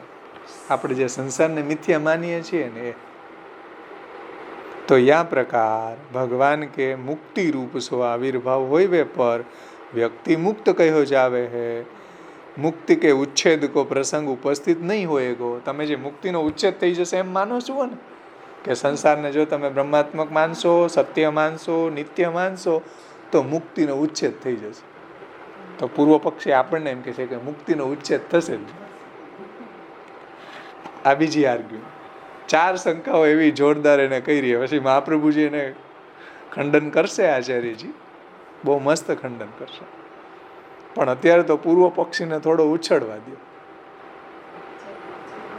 પછી મહાપ્રભુજી જોયે એને ખંડન કરે. હા, તો આ શંકા હવે તમે સમજાવો મને. ચલો, એ ઘડો કાચો છે ત્યારે એને શ્યામ રંગનો હોય, એમ જેની અંદર સંસાર છે એને સંસારી કહેવો. એ પુરુષ સંસારી છે, એની અંદર સંસાર રૂપે બ્રહ્મનો આવિર્ભાવ થયો, અને એ જ પુરુષ છે પાછો જ્યારે એને મુક્તિરૂનો આવિર્ભાવ થઈ જાય, જેમ ઘડો લાલ રંગનો થઈ જાય ત્યારે બ્રહ્મ એમાં લાલ વર્ણના થઈ ગયા, એવી રીતના એ પુરુષ મુક્ત કહેવો. આમાં વચ્ચે સંસારને મિથ્યા માનવાની શું આવશ્યકતા? આ આર્ગ્યુમેન્ટ છે. બોલો. અને આપણા મહાપ્રભુજી આપણું વેદ, ભાગવત, ગીતા એમ કે છે કે સંસાર મિથ્યા વસ્તુ છે, સંસાર છે સૃષુ સિંહની જેમ અસત પદાર્થ છે, ભ્રાંતિ છે, અજ્ઞાન છે, માયાજન્ય છે. સમજાણું? તો આ 2 આર્ગ્યુમેન્ટ આપણી અહીંયા પૂરી થઈ. હવે 2 આર્ગ્યુમેન્ટ હજી આગળ આવતે વખતે આપણે લેશું, એટલે બધું વાંચતા રહેજો તમે. તો આશ્રયનું પદ બોલી આપણે સમાપન કરી.